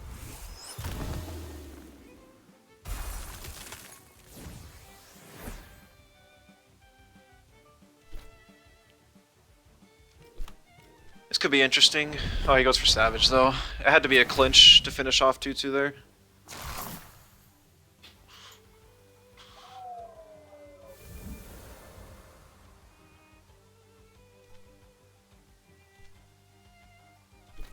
I just play it safe and go Water Blade into Aquatic.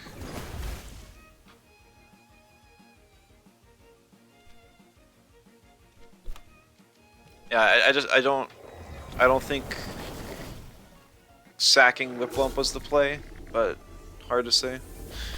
GG.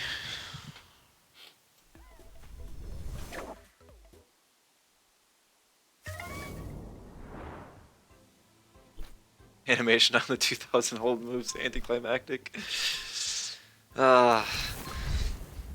It is a little lackluster in the animation, but the move is pretty strong. But it's probably about the right hold for what it is.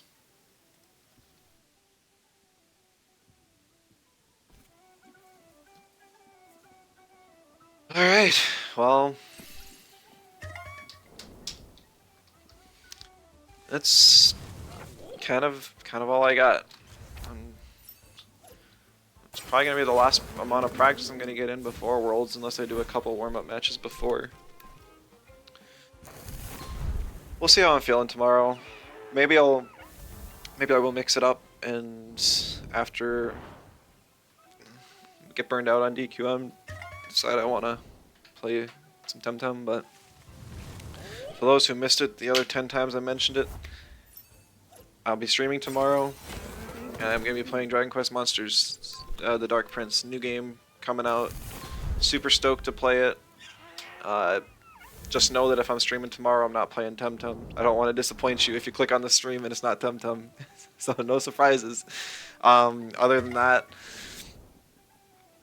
I'll see you guys at Worlds, I guess. Maybe I'll pop on late Saturday because I play on Sunday. I don't know. We'll see. I'd like to stream some, but also I'll be getting plenty of Temtem on Saturday if I watch most of the cast. I don't know. Thanks guys for your support. I appreciate each and every one of you. I'll catch you all later. Bye bye.